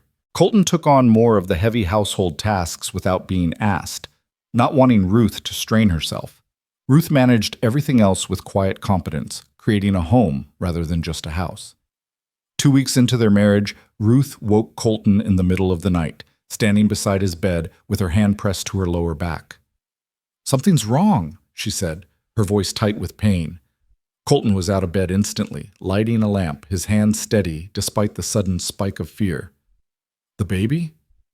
I don't think so. It's too early. I've still got 3 weeks at least, but I've been having pains for the past hour, and they're getting stronger. False labor, maybe? Or, I don't know.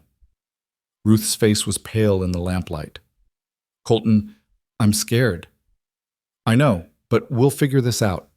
He was already pulling on his boots, his mind racing through options. I'm going to wake Miguel, have him ride for the doctor. You're going to lie down and try to stay calm. Can you do that? Ruth nodded, but when another pain hit, she gasped and doubled over, her hand clutching at Colton's arm so hard her fingernails dug into his skin. It hurts, she whispered when it passed. God, it hurts so much. Miguel made the ride into Reno in record time, returning with Dr. Sullivan just as dawn was breaking. The doctor examined Ruth while Colton paced in the kitchen, wearing a path in the floor, his hands clenched into fists. Well? He demanded when the doctor finally emerged from Ruth's room. She's in labor. Early, yes, but not dangerously so. The baby's coming today, Mr. Reeves, probably within the next 12 hours. Dr. Sullivan set down his bag, his expression serious but not alarmed. The good news is everything seems to be progressing normally. The bad news is it's her first child, and first labors are typically long and difficult. She's going to need support. I'm not leaving her, Colton said immediately. I wasn't suggesting you should. In fact, I think it would help if you stayed with her between contractions. Many women labor better with someone they trust nearby. The doctor started pulling supplies from his bag. Mrs. Rodriguez Maria, she's experienced with childbirth, yes? 6 children of her own, Colton confirmed. Good. Then we've got what we need. Now, Mr. Reeves, I need you to understand something. Childbirth is dangerous, especially for women who've been through what your wife has endured.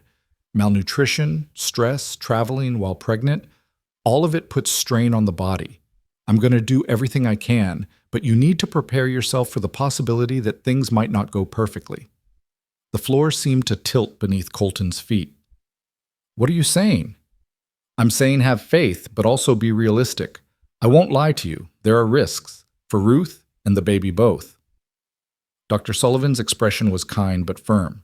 But she's young, she's gotten stronger these past months, and she's got people who care about her. Those are all points in her favor. The next 12 hours were the longest of Colton's life. He stayed by Ruth's side through every contraction, holding her hand, offering water, wiping sweat from her forehead with a cool cloth. Maria handled the practical aspects, Fresh linens, hot water, quiet encouragement in Spanish that Ruth probably didn't understand but seemed to find comforting anyway. Dr. Sullivan monitored everything with calm competence, checking Ruth's progress, listening to the baby's heartbeat, offering reassurance when the pain made Ruth cry out. "I can't do this," Ruth gasped after one particularly brutal contraction. "Colton, I can't." "Yes, you can," he said firmly, squeezing her hand. "You're the strongest person I know. You've survived everything life has thrown at you, and you'll survive this too. You're going to meet your baby today, Ruth. Just hold on." "Our baby," Ruth corrected through gritted teeth. "You said you wanted to be its father. That makes it ours."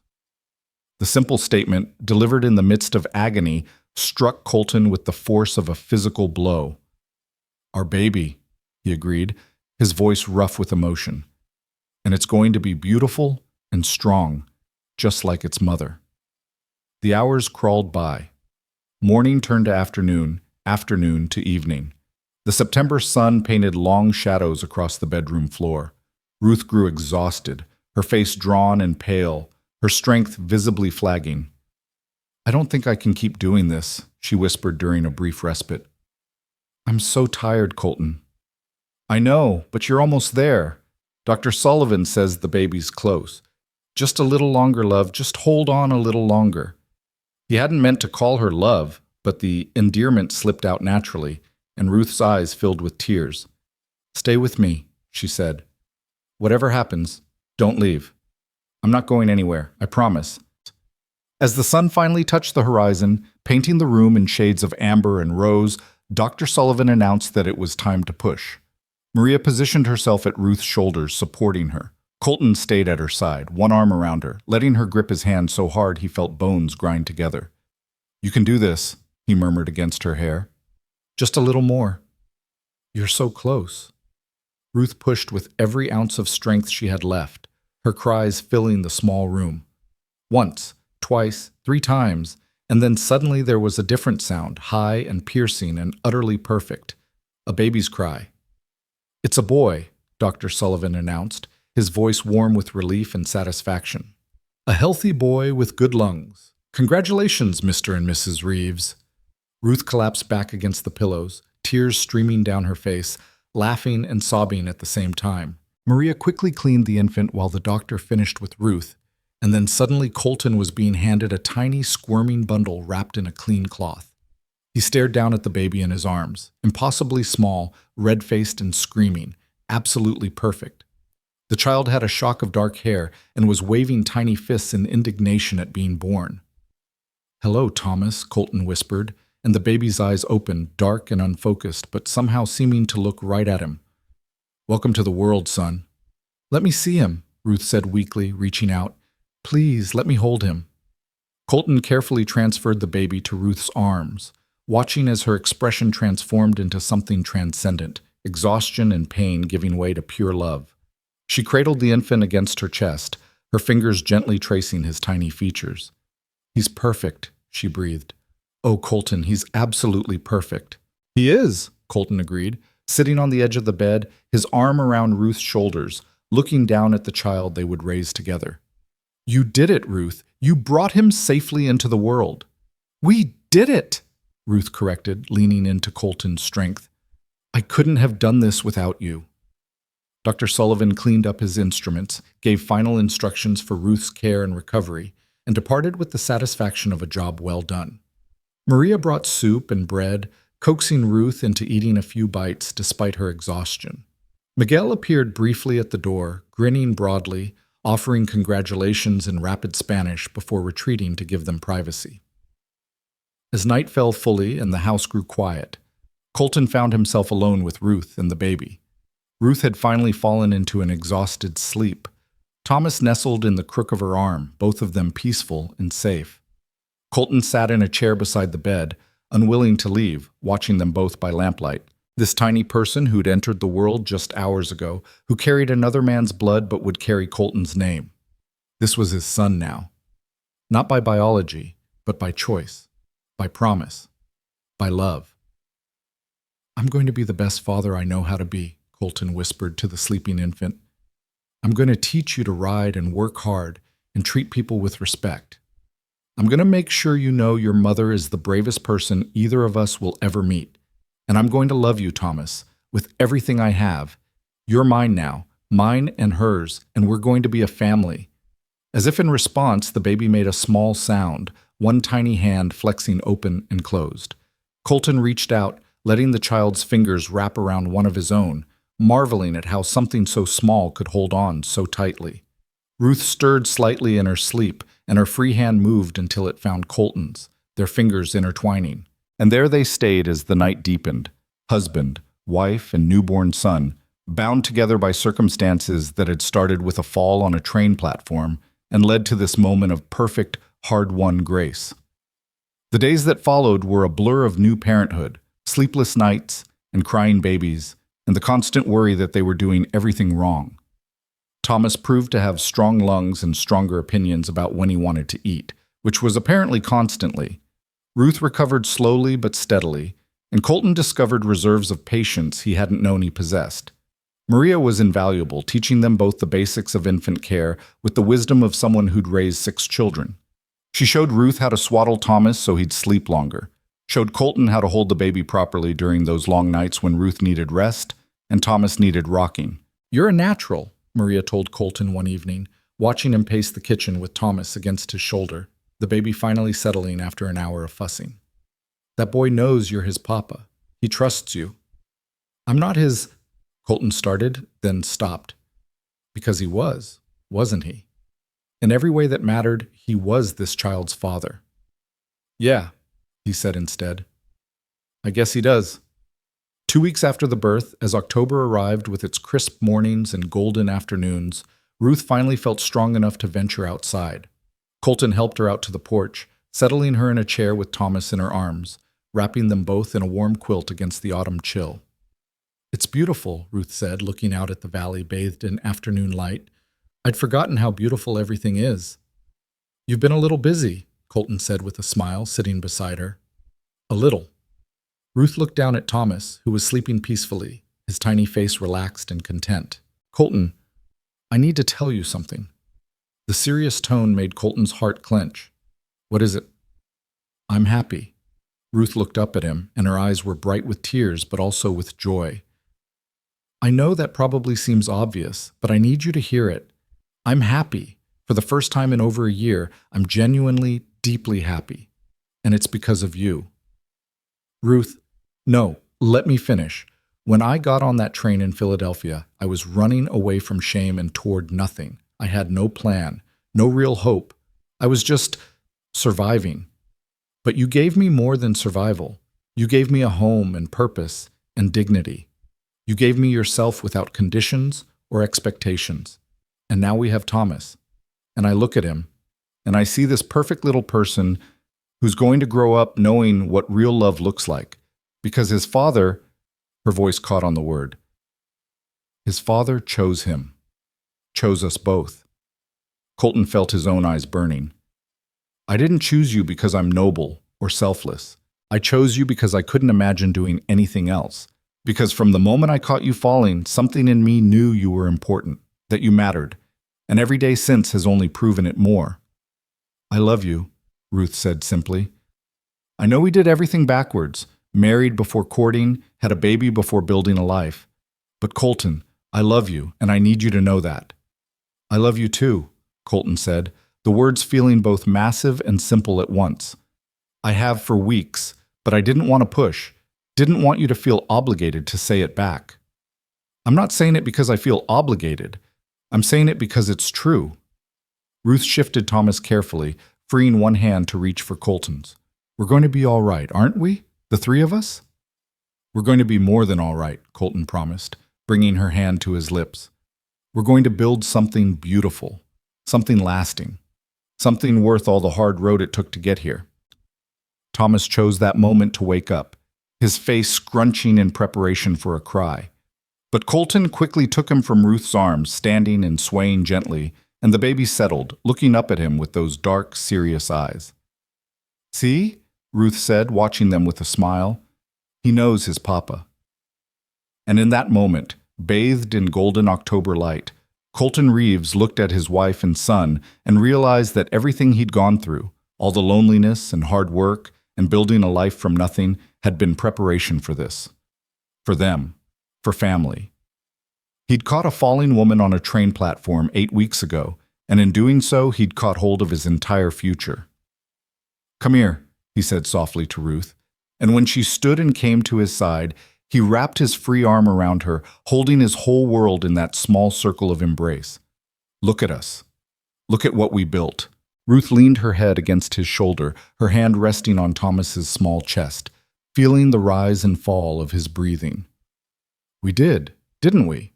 Against all odds." "Against all odds," Colton agreed. "And this is just the beginning, Ruth, just the beginning." The weeks turned to months with a speed that surprised them both. November brought the first snow, dusting the valley in white and transforming the ranch into something from a winter tale. Thomas grew rapidly, changing almost daily from a sleepy newborn into an alert infant who tracked movement with his eyes and made small sounds that Ruth swore were attempts at conversation. December arrived cold and clear, and with it came Colton's 30th birthday. Ruth marked the occasion by baking a cake, her first attempt at anything beyond basic bread and stew, which came out lopsided but delicious. They celebrated quietly with Miguel and Maria, Thomas sleeping peacefully in a wooden cradle that Colton had built with his own hands, sanded smooth and painted with careful precision. "Make a wish," Ruth said, lighting candles that flickered in the warm kitchen. Colton looked at her across the table, at Thomas in his cradle, at the home they'd built together in these few short months, and realized he had nothing left to wish for. Everything he wanted was already here. "I'm good," he said simply. "Got everything I need." "Humor me anyway," Ruth insisted with a smile. So Colton closed his eyes and wished silently for time. More time with Ruth. Time to watch Thomas grow. Time to build their life piece by piece into something unshakable. When he opened his eyes and blew out the candles, Ruth was watching him with an expression he was learning to recognize. That particular softness that meant she was feeling the same things he was, but didn't quite have words for. That night, after Miguel and Maria had returned to their cabin, and Thomas was settled for what would hopefully be a few hours of sleep, Ruth appeared in the doorway of Colton's room. She stood there in her nightgown and robe, her hair loose around her shoulders, looking nervous but determined. "Can I come in?" she asked quietly. Colton sat up immediately, concern flooding through him. "Of course. Is something wrong? Is Thomas—" "Thomas is fine. I just—" She stepped inside, closing the door behind her. "I've been thinking about us, about this marriage." His heart stuttered, sudden fear tightening his chest. "Ruth, if you're unhappy, if this isn't what you want, that's not what I'm saying." She crossed to the bed, sitting on the edge, her hands folded in her lap. "I'm saying the opposite, actually. These past 3 months, living with you, raising Thomas together, building this life. Colton, it's been the happiest time of my life. And I keep waiting for the other shoe to drop, for something to go wrong, because I've learned not to trust happiness. But it keeps not going wrong." She looked up at him, and in the lamplight her eyes were luminous. "You keep being exactly who you've always been, kind and steady and true. You love Thomas like he's yours by blood. You treat me like I'm precious. And I've realized something." "What's that?" "I don't want us to keep living like roommates who happen to be married. I don't want separate rooms and careful distance. I want—" She took a breath, her courage visible in the set of her shoulders. "I want a real marriage, Colton, in every sense, if you still want that too." For a moment, Colton couldn't speak, couldn't move, couldn't do anything but stare at this woman who'd become the center of his world. "Ruth, are you sure? Because there's no rush, no pressure. I meant what I said about waiting as long as you need." "I'm sure." Her hand found his, her fingers intertwining with his.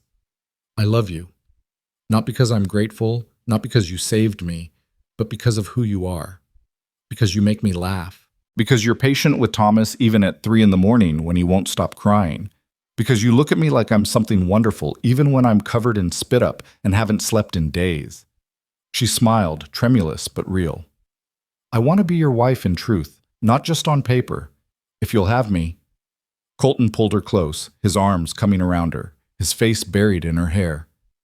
If I'll have you. Ruth, I've been yours since the moment I caught you. I've just been waiting for you to feel safe enough to be mine. I feel safe, Ruth whispered against his shoulder. I feel safe and loved and home. Finally, home. What followed was tender and slow, a wedding night delayed by months but worth the waiting. They learned each other carefully, building intimacy from the foundation of friendship and trust they'd already established. And when Ruth finally fell asleep in his arms, her head on his chest and her hand over his heart, Colton lay awake for a long time, marveling at the strange and perfect path that had led them here. Winter deepened, and with it came challenges they faced together. A bad storm killed 2 of the horses, a financial blow that would have devastated Colton alone but became manageable with Ruth's careful management of their resources. Thomas caught a cold that had them both terrified until Dr. Sullivan assured them it was normal, just part of childhood. The cabin leaked during a particularly harsh rain, requiring repairs that Colton and Miguel completed while Ruth kept Thomas warm and dry inside. But there were triumphs, too. The advertisement Ruth had designed brought inquiries from as far as Carson City and Sacramento, leading to 3 sales that more than made up for the lost horses. Thomas smiled for the first time in late January, a toothless grin that made Ruth cry happy tears, and Colton carry the baby around the house for an hour just to see if he'd do it again. And on a clear February morning, Ruth discovered she was pregnant again. She told Colton that evening after supper, her hands twisting nervously in her apron. I know it's soon. Thomas is barely 4 months old, but that's wonderful, Colton interrupted, pulling her into his arms. That's the best news I've heard in weeks. You're not worried about having 2 babies so close together? I'd be lying if I said I wasn't a little nervous. But Ruth, we've handled everything life has thrown at us so far. We'll handle this too. He pressed a kiss to her forehead. Besides, Thomas will have a sibling, someone to grow up with, to play with. That's a gift. A gift that's going to mean a lot of sleepless nights, Ruth said, but she was smiling. Good thing I'm getting used to those. March brought the first hints of spring, and with it, an unexpected visitor. Ruth was hanging laundry in the yard, Thomas secured in a sling against her chest, when she saw a woman on horseback approaching. As the rider drew closer, Ruth felt her breath catch in recognition. Martha? She called uncertainly. The woman dismounted, and Ruth saw it was indeed her cousin, older than the last time she'd seen her, weather-worn but smiling. Ruth Marlin, or I suppose it's Ruth Reeves now. I heard you got married. Martha. Ruth set down the laundry basket, one hand supporting Thomas instinctively. How did you find me? Asked around in Reno. Mrs. Harper at the boarding house told me where you'd gone, though she made me promise I was here for good reasons before she'd give up the information.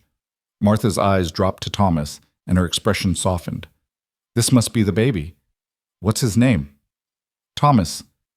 He's 4 months old now. Ruth hesitated, then asked the question that had haunted her since arriving in Nevada. Why are you here, Martha? Because I heard you tried to find me, that you'd come all the way to Nevada looking for family. Martha's voice was gentle, apologetic. I'm sorry I wasn't there when you needed me. I was dealing with my own troubles, Thomas's death, the remarriage. I lost track of a lot of things, including checking if anyone from back east was trying to reach me. It's all right, Ruth said, and meant it. Things worked out. Better than I could have hoped, actually. I can see that.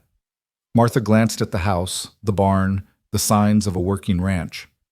This is quite a place. And Mrs. Harper said your husband is a good man. The best, Ruth confirmed. He gave me a chance when no one else would. Gave Thomas and me both a home and a future. As if summoned by the conversation, Colton appeared from the barn, his expression cautious as he took in the stranger. Ruth quickly made introductions, watching as her husband and her cousin sized each other up. Mr. Reeves, Martha said, extending her hand, thank you for taking care of my cousin. From what I've heard, you saved her life. She saved mine too, in a way, Colton replied, shaking her hand. Just took me longer to realize it. Martha stayed for supper, catching Ruth up on family news from back east. None of it particularly good or relevant to Ruth's life anymore, but interesting nonetheless. She talked about her new husband, a kind man who ran a general store in Carson City, and how different her life was now from what she'd imagined when she first came west. "I'm happy for you," Martha said as she prepared to leave, the sun setting behind the mountains. "Truly happy. When I heard you were in trouble, alone and pregnant, I felt terrible that I hadn't been there. But you've built something good here, Ruth, something lasting." "I have," Ruth agreed, glancing at Colton, who was holding Thomas with easy confidence. "Sometimes the family we choose is stronger than the one we're born into." "Wise words," Martha embraced her briefly. "You know where to find me now if you ever need anything. And Ruth, don't let anyone make you feel ashamed of your story. You survived. You built a life. That takes courage most people never have to find." After Martha left, Ruth stood in the yard watching the twilight deepen, Colton beside her with Thomas already drowsing against his shoulder. "You all right?" he asked quietly. "I am. I thought seeing her would bring everything back, all the pain and fear from when I first arrived. But it doesn't hurt anymore. That version of me who collapsed on the train platform feels like a different person." "Because she was," Colton said.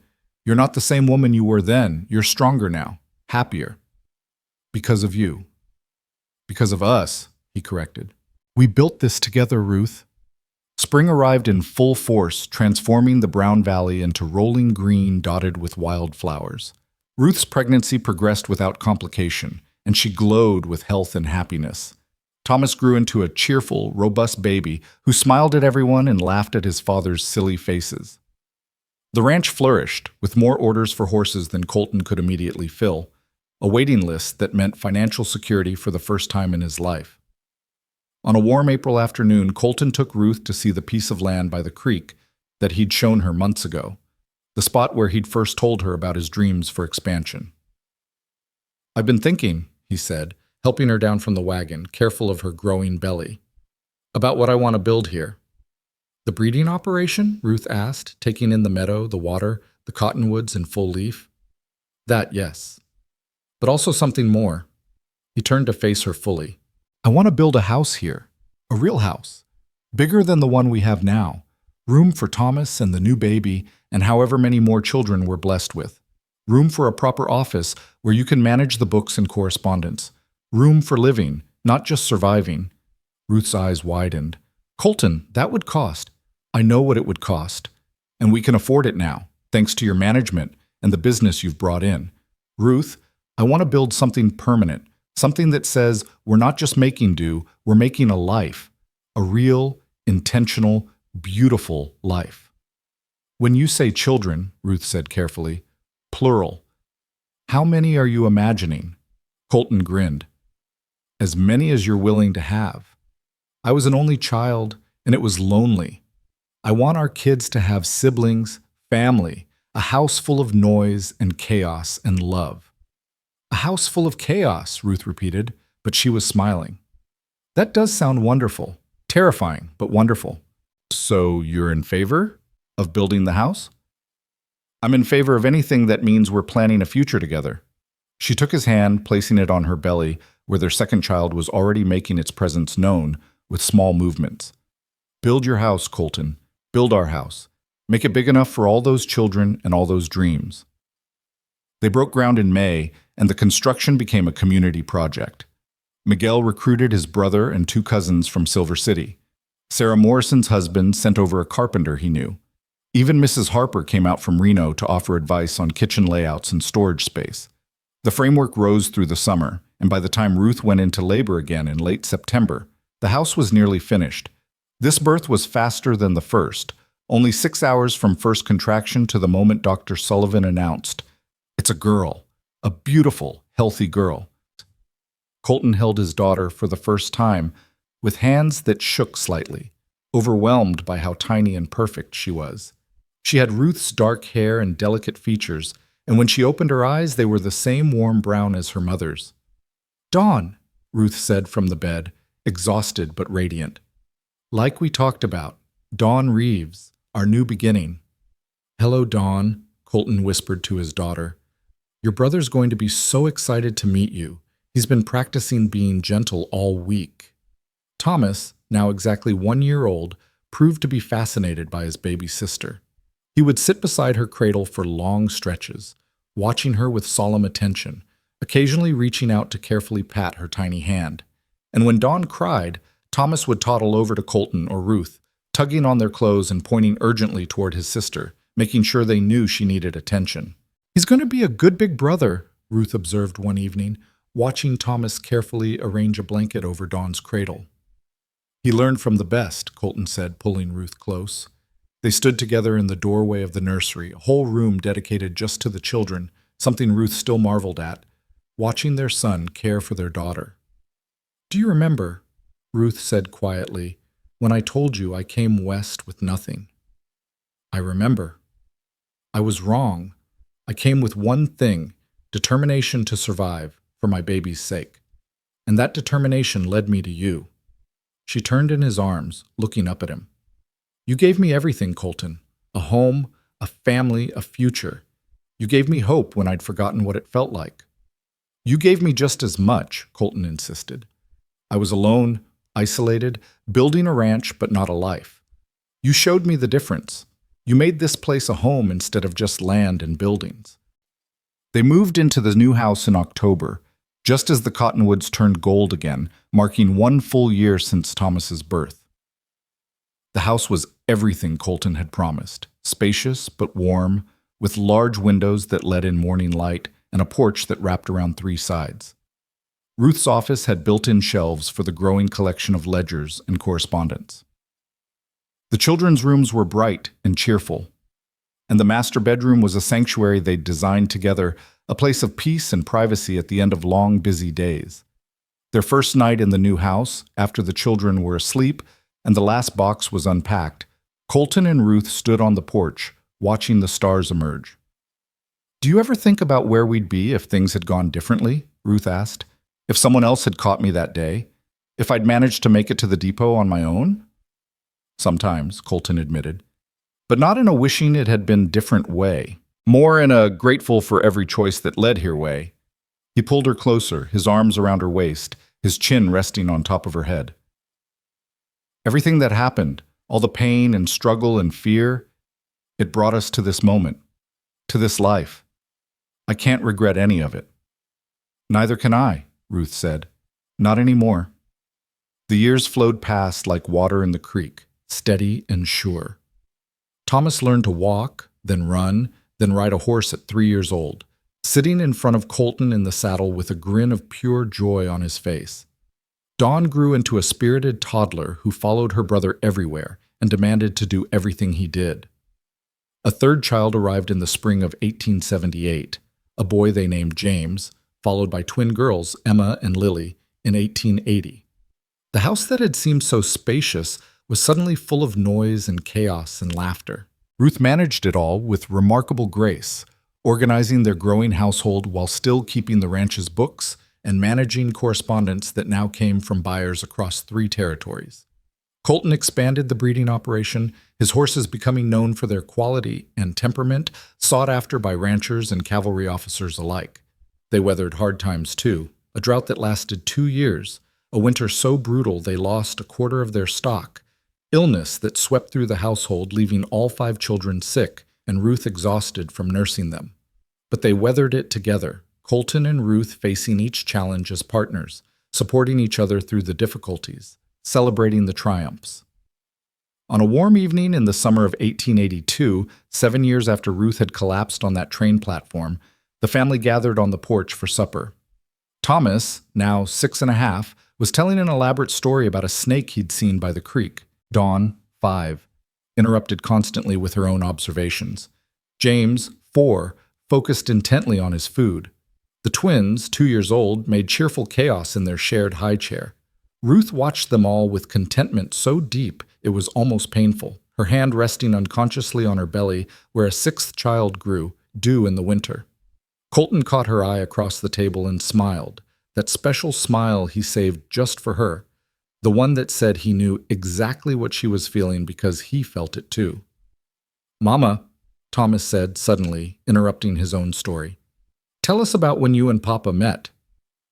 Ruth and Colton exchanged glances, surprised. They'd told sanitized versions of the story before, carefully edited to remove the more difficult parts. But Thomas was getting old enough to handle more truth. "What do you want to know?" Ruth asked carefully. "Uncle Miguel says Papa saved your life. Is that true?" "It's true," Ruth confirmed. I was very sick and your father helped me when no one else would. Why wouldn't other people help? Dawn asked, her forehead creasing with the injustice of it. Because sometimes people are afraid to help, Colton said, stepping in smoothly. They worry about what others might think, or they don't want to take responsibility. But that's not the right way to be. You weren't afraid, Thomas said, and it was a statement rather than a question, full of childhood certainty that his father was brave. Oh, I was afraid, Colton corrected gently. But I did it anyway. That's what courage is, being afraid but doing the right thing regardless. And then you got married? Dawn prompted. Eventually, Ruth said. First I came to work at the ranch, helping your father with the house and the accounts. We became friends. Then we fell in love. Then we got married. It was the simplified version, leaving out pregnancy and scandal and desperation. Those details could come later, when the children were old enough to understand nuance and complexity. For now, this truth was enough. And now we're all here, Thomas concluded with satisfaction. The whole family. The whole family, Colton agreed, his eyes meeting Ruth's again across the table. A world of meaning passing between them in that glance.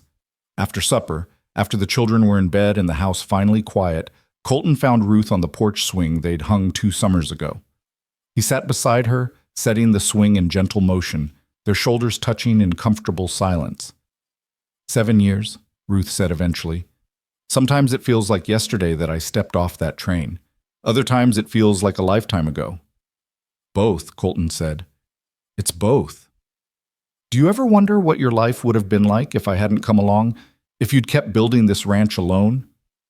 Not anymore. There was a time early on when I'd catch myself thinking that way. But Ruth, you didn't derail my life or change my plans. You made everything better, gave me reasons beyond just building wealth or reputation. He took her hand, intertwining their fingers. This, the family, the home, the life we've built, this is what I was working toward all along. I just didn't know it until you showed up. I came west with nothing, Ruth said softly, repeating the words she'd said years ago, but with different meaning now. No money, no prospects, no hope, just a baby I was determined to protect and a prayer that something would work out. And look what you built from that nothing, Colton said. Look at what we built together. Ruth leaned into him, her head on his shoulder, looking out at the ranch that sprawled before them, the pastures where horses grazed in the twilight, the barn Miguel had helped expand 3 times, the newer stable building for the breeding stock, the vegetable garden that fed their family through winter. Lights glowed in Miguel and Maria's house, which they'd built 100 yards from the main house, connected by a worn path of constant traffic.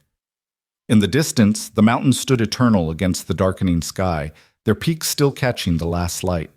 The cottonwoods by the creek rustled in the evening breeze, the sound as familiar now as breathing. This land that had been wild and empty 7 years ago was now a thriving ranch, a home, a legacy they'd built with their own hands and hearts. I was so scared that day, Ruth admitted.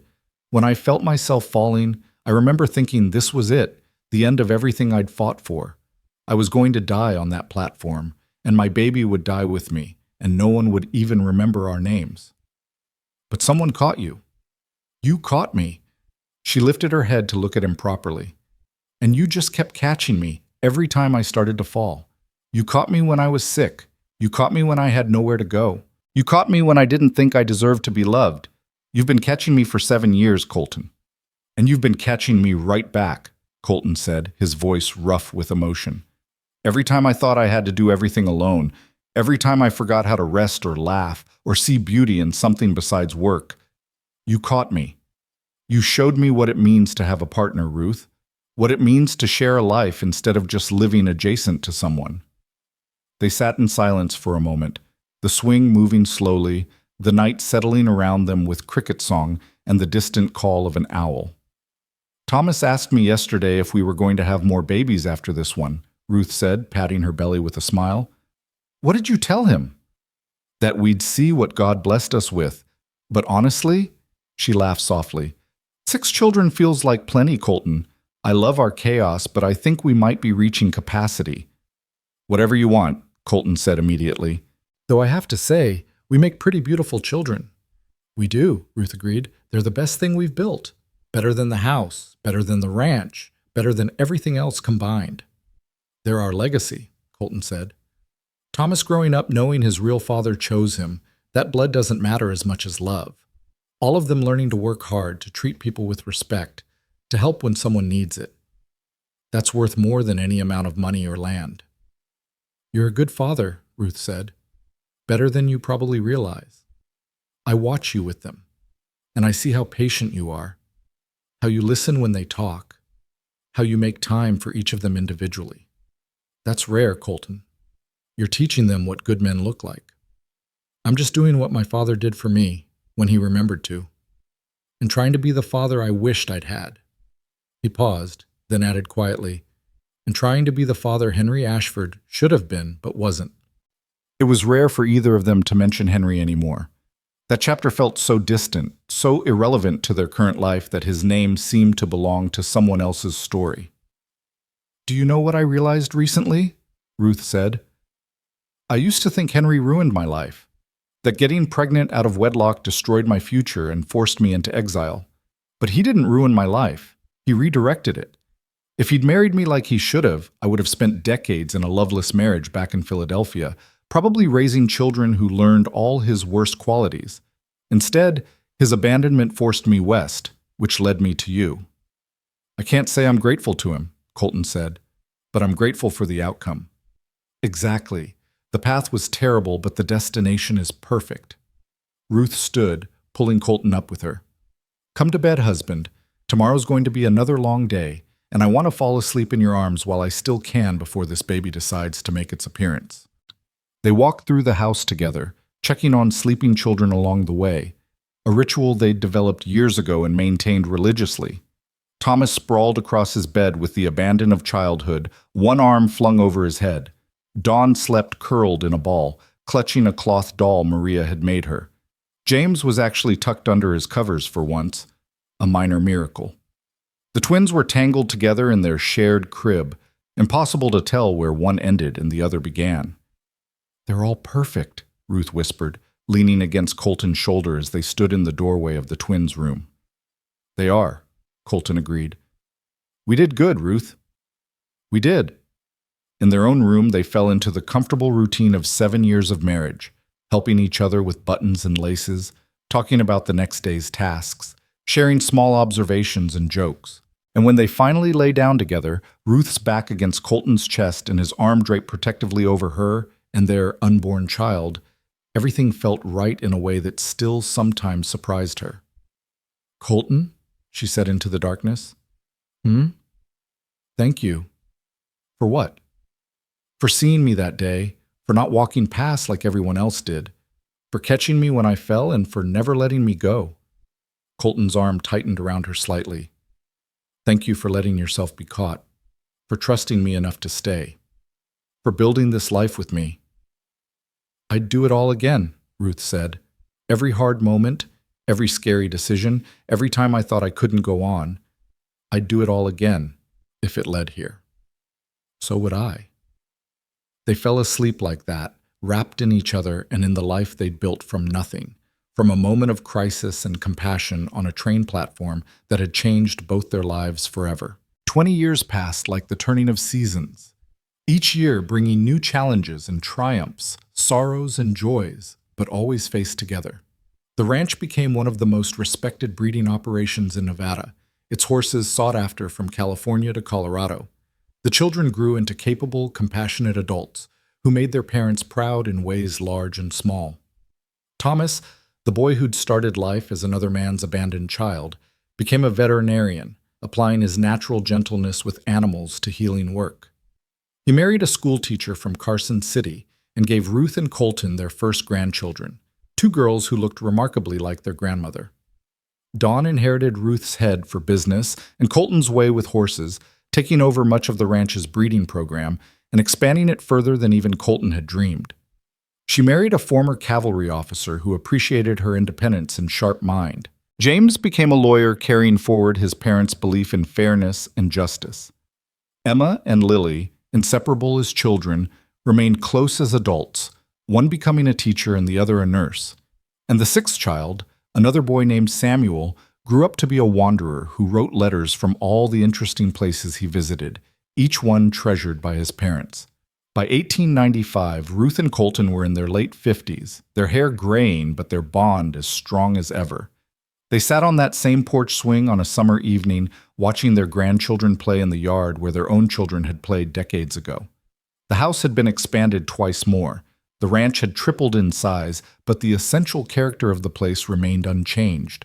A home built on love and hard work and second chances. "Do you remember," Colton said, watching a grandson toddle across the grass with determined concentration, "when it was just you and me and baby Thomas? When this house was barely framed and we were figuring out how to be parents and partners all at once?" "I remember," Ruth said, her hand finding his automatically, their fingers intertwining with the ease of long practice. "I remember being terrified and hopeful in equal measure. Terrified I'd mess everything up, hopeful that maybe we could make it work. We made it work. We did more than that. We built something beautiful, something lasting." Ruth gestured at the scene before them, children playing, the ranch prospering, the valley golden in evening light. This is what we built from that one moment when you decided not to walk away." "Best decision I ever made," Colton said, "catching you that day." "I used to think you saved my life," Ruth said thoughtfully, "and you did, literally, in that moment. But Colton, what you really did was bigger than that. You gave me a chance to save myself. You provided the space and safety and support I needed to rebuild who I was from the ground up. You didn't rescue me. You partnered with me in rescuing myself." "I like that better," Colton said, "though I'll always be grateful I was standing in the right place at the right time." "Everything led to that moment," Ruth said. "Every hard choice, every painful step, every time I thought about giving up but didn't. It all led me to that train platform, to you.